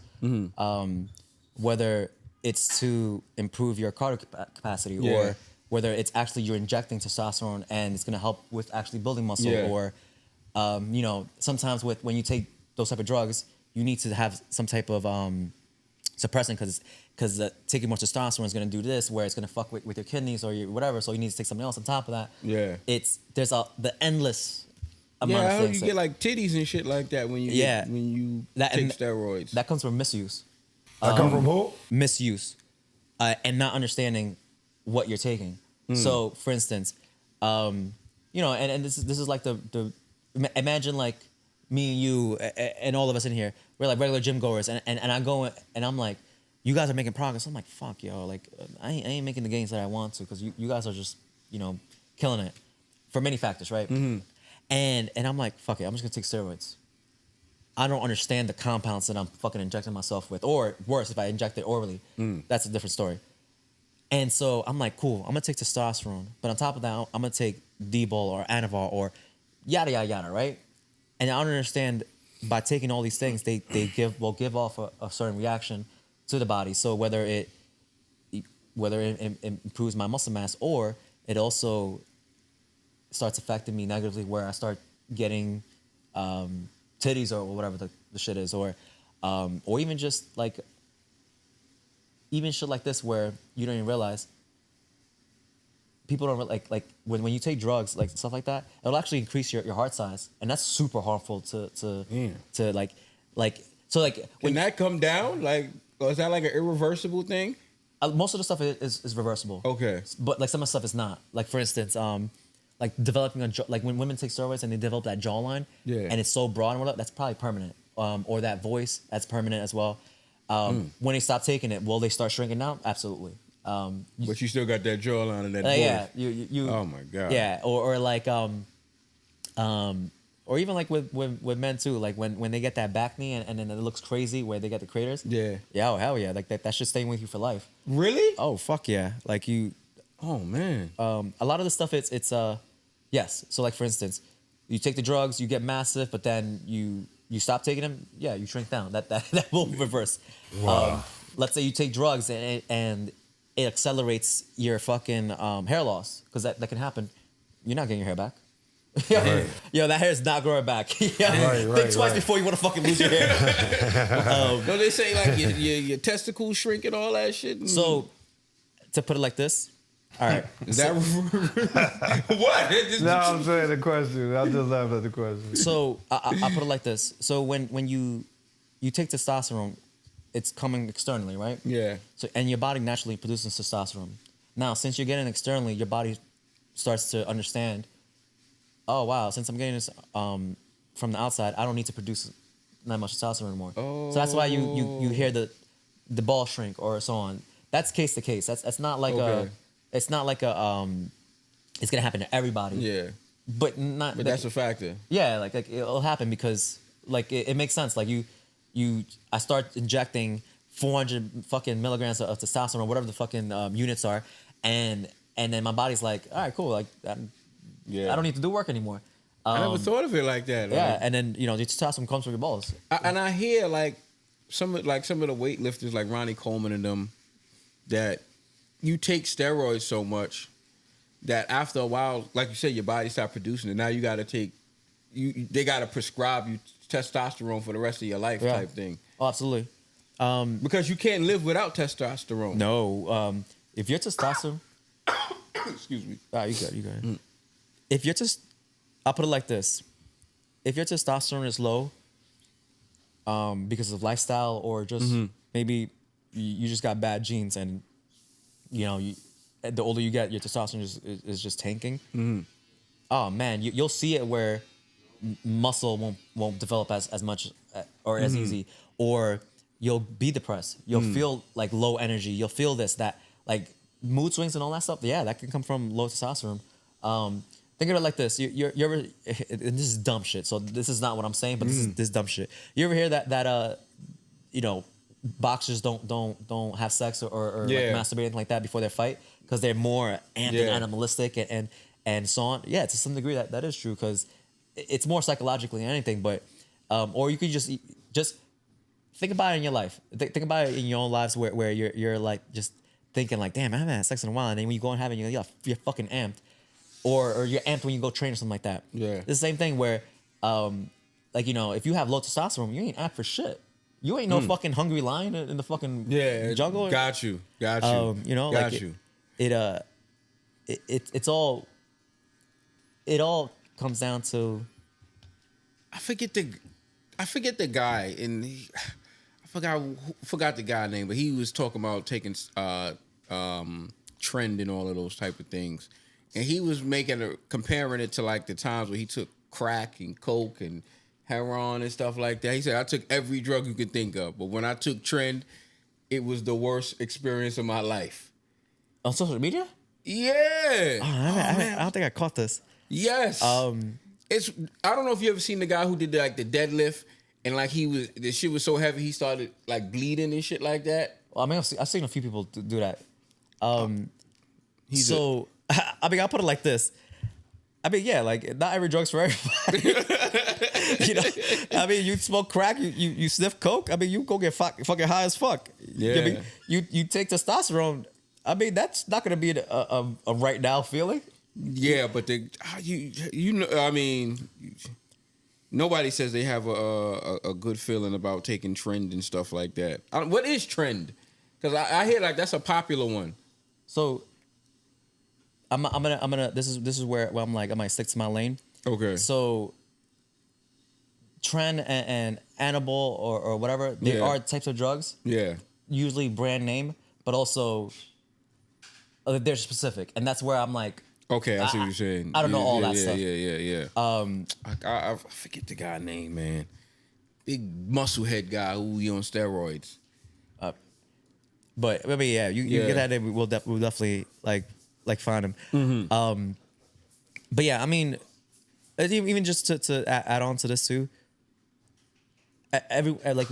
The person that you thought that didn't use drugs and you see on social media or you saw it in a magazine, because if I'm like, oh, they don't look that big or whatever. Yeah. Oh, they're fucking on it, man.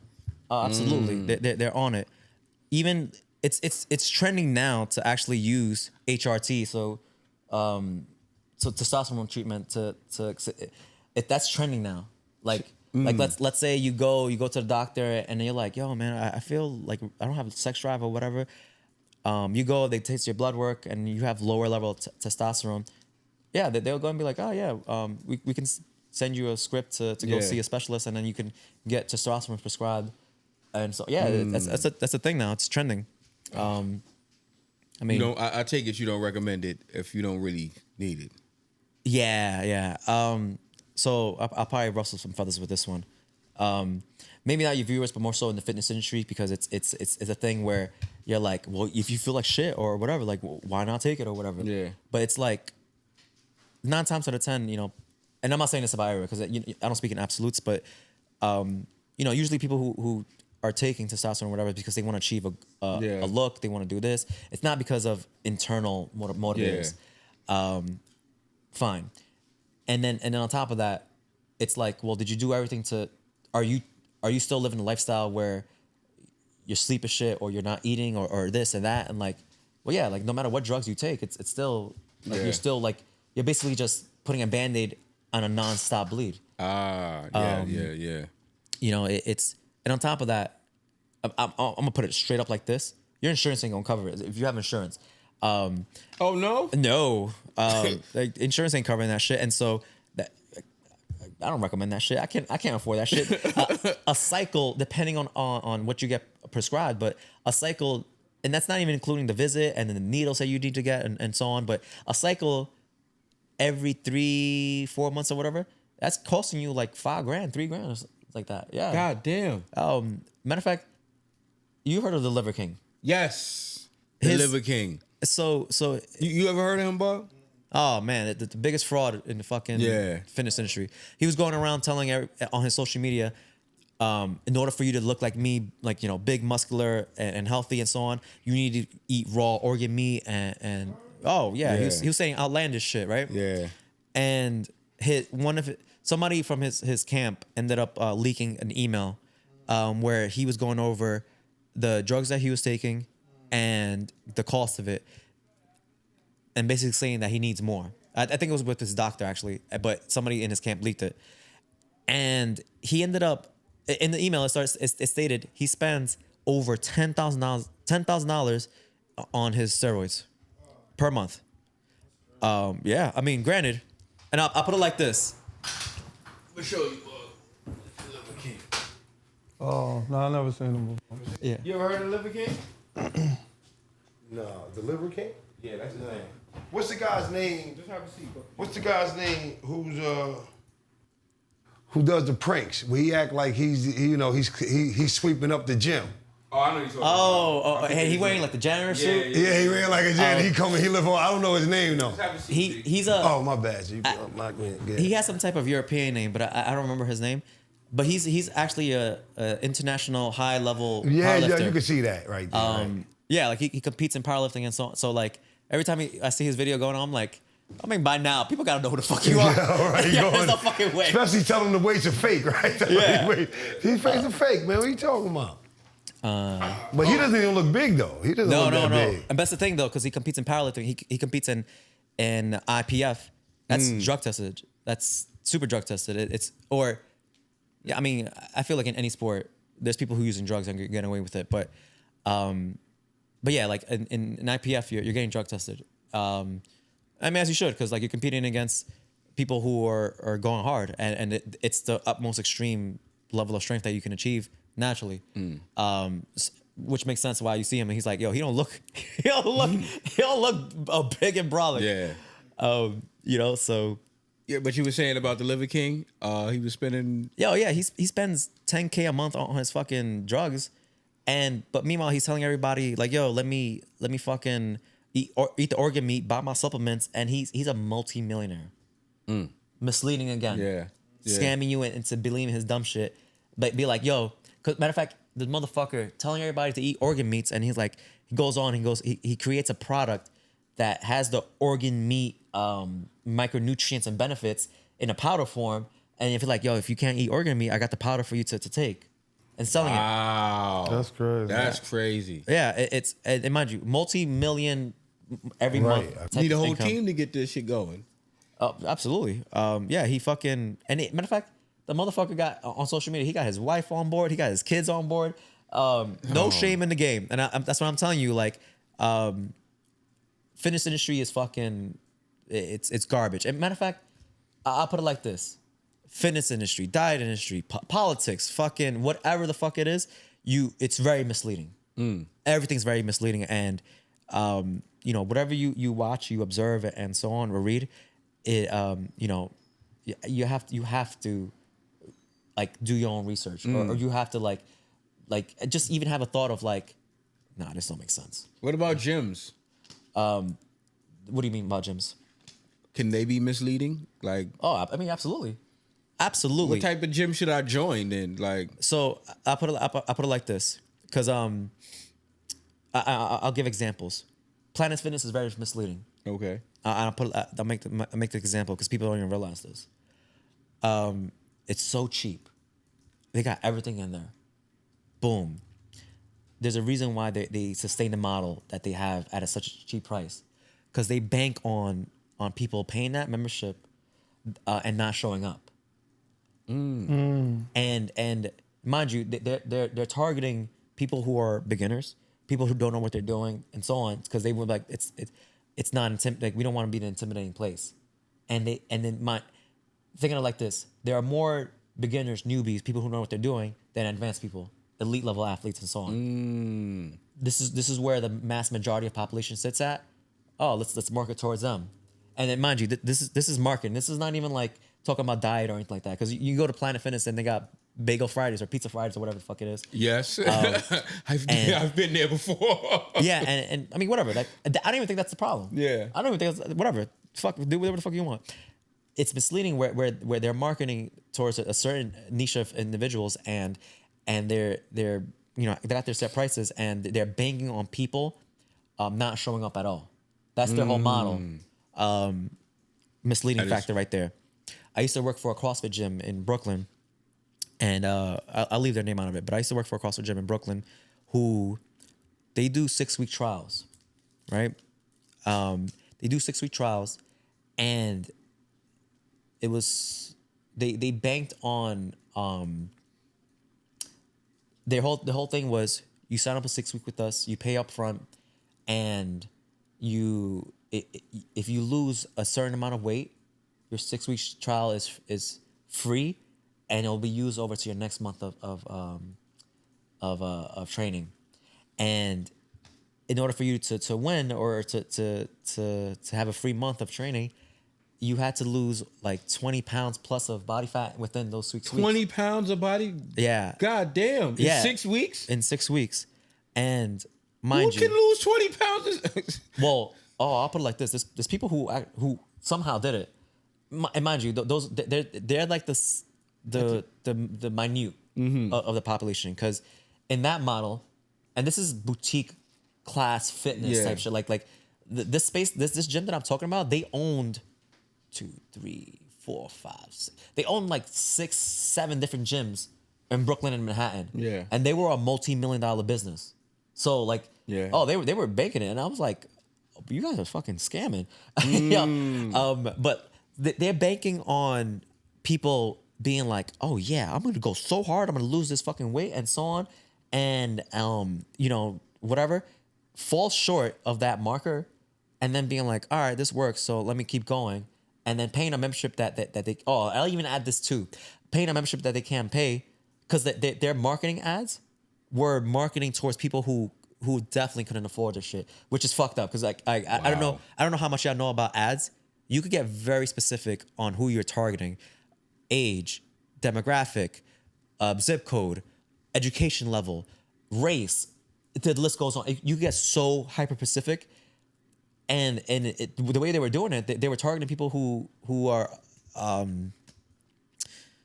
this is fucked up. But they were targeting people who were lower education, et cetera, where they were like, they're gonna get in here, they're gonna pay $100 a week, and then not get the thing, and then it worked, so they're gonna try to pull it together and then keep going for the membership. And that's a fucking disgusting scam. Wow. And that's how they became a multi-million-dollar business. So I'll put it like this: if, you know, because your original question was, you know, what type of gym should you join?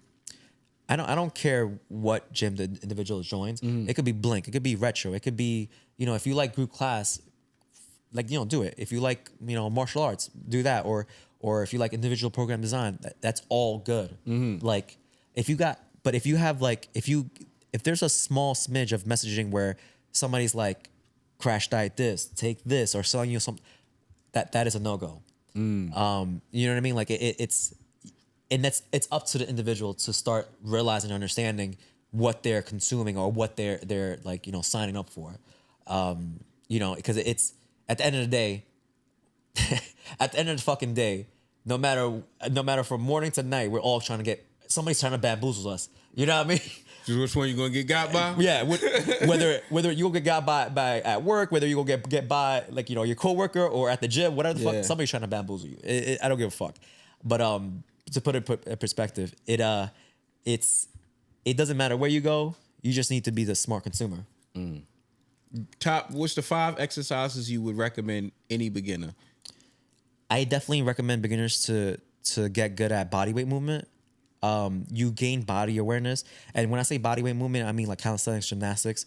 So push-ups, squats, pull-ups, or their modification levels. So like if you can't do pull-up, then you do ring rows, et cetera, et cetera. And I'm gonna use that as category 1. Okay. even though they multiple exercises. Yeah, exactly. Yeah. Get good at body weight exercises because, you know, the older you get, you rely on your body weight and getting up from a sofa. You know, how many times you see somebody old who needs assistance from getting up? You know what I mean? So that's one. Get good at body weight exercises because you will build body awareness that will transfer when you're older or even present right now where, you know, like for instance, I'll ask you for the muscle up. I'm like, all right, I want you to gauge this or pull down with your lats and so on. That's body awareness right there. That's one. The second one's going to be barbell movements. Barbell movements are I mean, cool, but also that's the number one way to gain a massive level of strength. Whether it's, you know, you're looking to compete, looking to just build a healthy body, your barbell is so versatile that you can use it for endless amount of things. Granted, I will say this. I encourage the individual who wants to start barbell movements, whether it's the back squat, whether it's the deadlift, the bench press, or so on, to take time to learn the technique because technique is one of those things that will go a long way versus you learn bad technique and then now you're trying to refix everything and you already built a bad habit. You already built a bad habit where you're going to break your fucking back. Oof. You know what I mean? The third one, some type of cardio implement, whether it's running, whether it's cycling, whether it's even like a weighted vest walk. Your cardio implement is endless, and I'm not gonna get so specific with like the type of zone trainings that you can do or the type of energy system that you can train. I'm just gonna say it like this: whatever you enjoy doing, whether it's playing basketball, swimming, whatever it is, just do it. Just do it. It goes a long way. Like for instance, people who cycle, it's so mindless for them. Like they commute to work, or they you know, like they're just doing it for fun, or they're actually you know racing. It's mindless. It's enjoyable. You're outside and so on. Like yo, when I ride my e-bike from Brooklyn to Queens, I'm not using a throttle. I'm fucking pedaling that shit. Oh, you ain't using that? None of that? No, and I'm going 30 miles an hour because I'm pedaling mad fucking hard. Oh my God! Well, you cheating? So you about 10 years in the game doing 500 push-ups, so you don't count. No. But yeah, like that. I enjoy that. Like I'm beating traffic. I'm in the fucking lane. Like I'm enjoying that. Or if you enjoy martial arts, you fucking knocking somebody in the fucking elbow, but you building cardio right there. Playing basketball, etc. Does walking count? I like walking. Oh, absolutely. That's what I can do. I wouldn't have a job. I wouldn't have a job if people understood these principles that I'm laying out right here. What's the fourth one? And including walking. Fourth one. Let's see. Sandbag movement. Sandbag movements and most. I'm without a doubt in my mind. Most viewers probably don't even know what sandbag movements are. Because they're not conventional in like a Blink or a Planet Fitness or you know, insert whatever LA commercial Fitness, gym. whatever. Yeah. They're not like you won't see a sandbag there. And I'm talking about a sandbag that weighs 100 pounds, 150 pounds, 200 pounds. just think, and then I put it like this: you lift that sandbag up, you're basically lifting up a human body. Now, who the fuck doesn't want to get strong like that, or have the capacity to be able to lift heavy weight like that? Yeah. You know, and it takes a lot. Cause Number 6. I mean, was that number 4? That was 4. That was 4. Now you're number 5. Number 5. I said number 6. And number 5, this is gonna be like the number 5 where I'm like a dumbbell or kettlebell movements where you're like, this is you can do this anywhere. You can have a home gym with dumbbells and it won't take up space. You could do this at the gym or whatever. Dumbbells and kettlebells are so versatile where you can get stronger or improve your body composition or improve your mobility. Boom. Dumbbell kettlebells are going to be the one. That's going to be the 5. Yeah. Yeah. I was going off on a rant. Right. Catch you. Yeah. I'm not gonna lie. You told me an hour, I turned this to fucking 2-hour session. That's facts. No, but it was all necessary information. And we appreciate it. Buck, you got anything? Steve. Look at me, baby. Yo, you a bad boy, right? No, I'll say this to say this. You started off being a bad boy, right? And you turned yourself into something that's very inspiring. You know what I'm saying? So that's a good thing that we love on our platform, how the redemption changes people. We love that. We love that. You know what I'm saying? Another thing I want to tell you, you don't have the mannerisms of a person that you was. You don't have that. Absolutely We in the barbershop, right? We deal with people that we know who been in jail. We know who did certain things. You fooled the shit out of me, bro. As in, you know what I'm saying? And that's why I couldn't really ask you shit, because I'm letting you talk, because your story is crazy, bro. Yeah, I'll show you pictures. I believe you. I do believe you. I believe you. And it's so informative, and you were so detailed that you made our interview like one of the dope ones. Yeah, you know what I'm it's one of saying? them top So ones, I B, appreciate you even telling your story of being like, it's like therapeutic kind of, because it kind of, I seen you like kind of remembering and going through what you was going through. So I commend you for coming here and telling your story, bro. I appreciate you, bro. Absolutely. G, what do you got? So, nah, I mean, he pretty much said everything. But we definitely appreciate you coming out, coming by here, blessing us with all the information. We needed that, you know what I'm saying? I'm going to look into a lot of things you just talked about in here just now. So I don't want you to think, all that stuff when I noticed, because it didn't, you know. And I better be seeing you eat 3,500 calories. I'm actually less than that though. So, but I'm glad you told me that, because it gave me a little more leeway, you know. And I don't really eat breakfast, but it's not no reason. I just don't. I don't eat breakfast, and I eat like a big giant meal in the middle of the day, and like my appetite is just like that though. But Yeah, I did more snacking than anything though. But I had to stop that in the sodas and shit. I was about to say, usually the snacking and the soda, that's where we start. That's where everything is at. Yeah. Snacking and the sodas. Oh, I stopped that shit. That shit done shut off. Yeah. But I'll tell you what. The one thing I could probably give you right here. Walk for 30 minutes a day. Okay. First thing in the morning, whatever. If or if you already do walk, purposely put a time slot. I don't walk. Oh, but you swim. I swim, man. Yeah, LA Fitness. Oh, perfect. Just hit that swim. You swim for laps or you swim for time? Time. You swim for time. So what's your duration? Oh, my duration. I just said my direction. I'm gonna say back and forth. But about an hour though. About an hour. And maybe about maybe a little less than an hour, because I'm getting in there and then I'm getting out around that hour time. I'm looking at the time, so about that, something like that. About 50 minutes. 50 minutes, and then in those 50 minutes, are we nonstop or are we taking breaks? We're taking breaks. And then are you aimlessly going back and forth, or like are you looking for time, or are you looking to give yourself intervals, or what's that look like? Yeah, no. Yeah, I'm looking for resistance. I'm looking to make it the hardest up and down in that time. So that's why I need break. I'm not just doing regular laps. Yeah, so I would start practicing just doing intervals with the distance that you're accomplishing your laps on. Right. Tracking the amount of time you complete it, and each time just try to increase by a second that you can do. A little bit faster. Oh, like a second goes a long way. Right. Because people think I'm gonna try to beat it by 5 seconds this time. That's unsustainable, because then your next training session you're gonna feel like just do a little bit of time and work with it, right? A little bit of time, add the volume that you're doing. So for instance, let's say you do 10 intervals of that distance with the rest within those 50 minutes. do the 10 intervals, but shorter Right. rest now. There's so many ways you can manipulate the type of way you're doing your cardio. To Well, I'll actually, keep in touch with you, man. absolutely. You let me know what's going turn on. you into a fucking machine. Nah, he ain't lying, B. He ain't lying. So what you gonna We'll tell see. Bug We'll to do? see. Because We'll what's see. your exercise routine, Bug? I do dumbbells and push-ups. I started doing push-ups and squats. You lying? No, I'm dead ass. I ain't gonna say squats. He looked at his leg. He said squats. He looked at his promise I leg. do squats. He said, I don't know. I should have said I don't squats. talk about it. I do it though.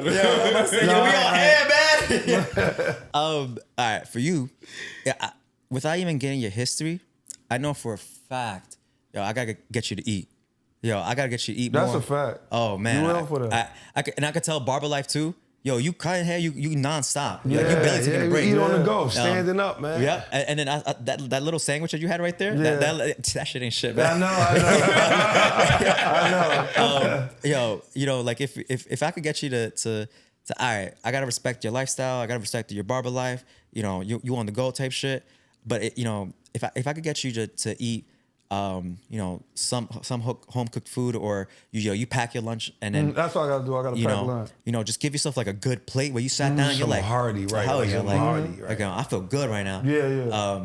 Just a little bit of that while increasing your training, where you're actually training with intention, where you're you're going with your dumbbells. Let's say you're doing dumbbell bench press, and you're like, all right, with the 50s, I banged out 10. Next time, I'm gonna try to do 12, and so on, and just keep going with that.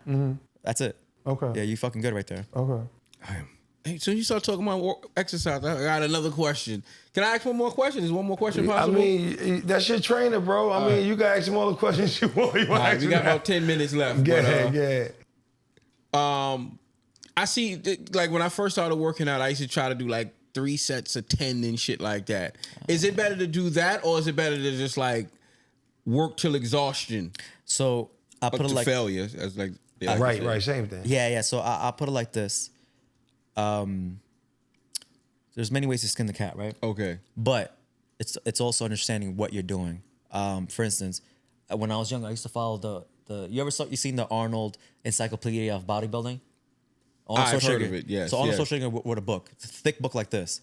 And at the end of the book, there was a program that was 6 days a week, 5 sets of everything, training sessions that would last 2.5 hours type of shit, right? I had no business doing that. None of us do. No one actually does. And in realizing like, all right, if I take the route of training with that much volume, I'm gonna run myself to the ground. If I take the route of doing 3 sets of 10, but I don't have any intention behind it, I'm not gonna make any progress either. How many times you seen somebody doing 3 sets of 10, but then they can do 20 reps with that weight? Yeah. Yeah, like you're not making progress like that. Just because you're completing the check the box 10, oh, you ain't doing shit to your muscles. If anything, you're just fucking moving the weight. Warming the muscles up. Yes. And then, but pretty much. And then let's go to the other extreme. Let's say where you train to failure, the utmost failure, like, and so on, that can also be a detriment as well. Because, like, if you don't know how to gauge and monitor that intensity, it's like beating a dead horse. And now we're like over and over and over again. You know what I mean? So that's also like, we don't want to do that.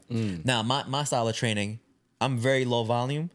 And I do push the intensity, like you've seen in the gym, like I'm like, let's see what you got today, like type shit, and that way oh yeah, I left out of here with like I knew like I could do no more, and that's a good feeling too. Yeah. Like you gave it your all, and also I don't have you there for 2 fucking hours. Yeah, you there, you bang out your exercise and you move on and you go about your day, and that's how it's supposed to be. We should never be training past an hour. If anything, our body starts to have a negative effect after that. So really? Oh hell yeah, absolutely. It for one, or even let's just put it like this. And I'll even put it like this. Let's say you've built a capacity where you can sustain more than an hour training, because there are competitors who do that, like in CrossFit or basketball players, MMA fighters. They need to be able to do that, right? Yeah. The level of requirement of like recovery, food, and all that is at a higher level. We need to have you eat way more food, et cetera, et cetera. So I'm not even gonna do that to you. Let's just say you built the capacity to train a little bit longer. Now, after that hour, our mind starts to dwindle and deviate from the intention that we're doing.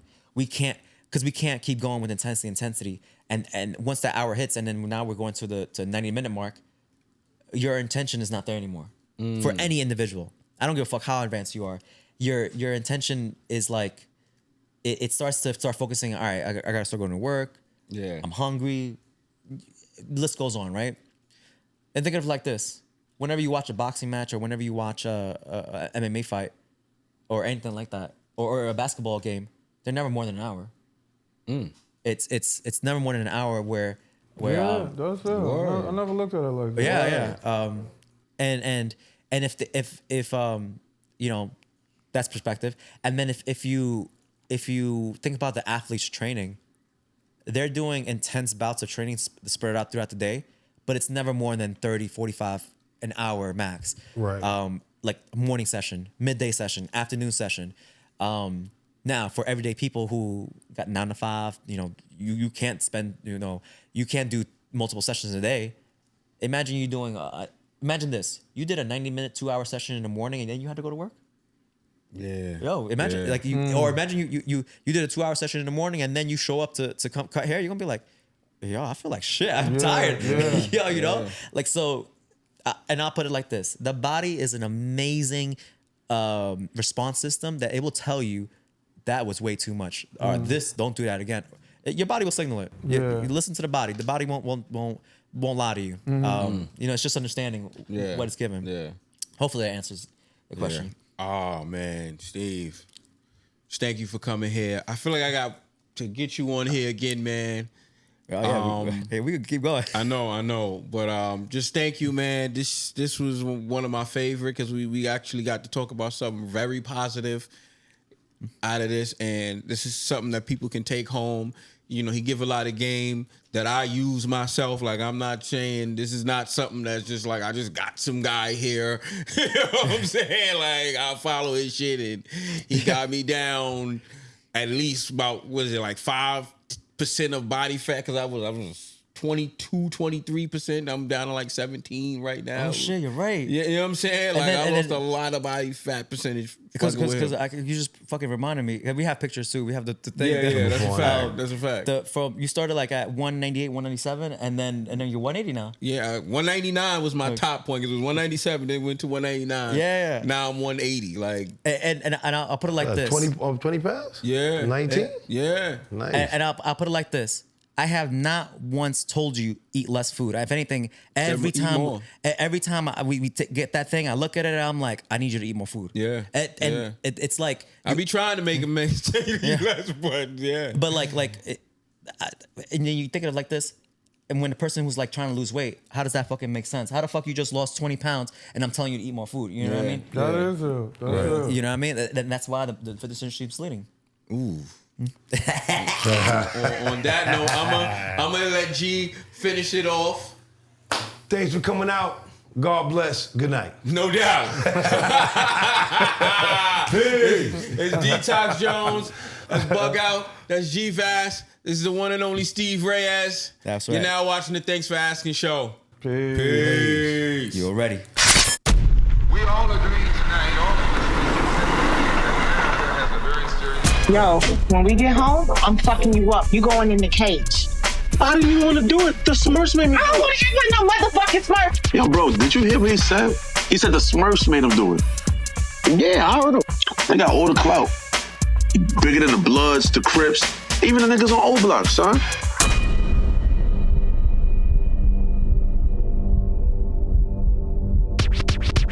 Yo, what's good, Jay? Hey, what's up, Peter? Peter? Nah, bro. Greedy! Hey, what the fuck I look like taking orders from an 8-year-old? Nigga, you should rob the niggas. What?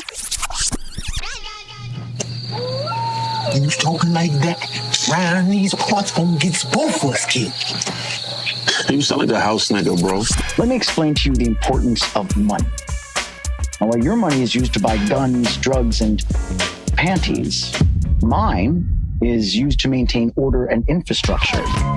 10,000? Nah, bro. 10,000. No, nigga. 10 million. 10 mil? Get the fuck out of here. Yo, what the fuck's you doing here? Yo, bro, I put her on Operation Gargamel. Bro, I know you did not tell her what we're doing. Now we got a plan. Let's do it. Let's do it. On the count of 3. Operation Gargamel. We could steal that shit and change up the whole neighborhood. Think about it.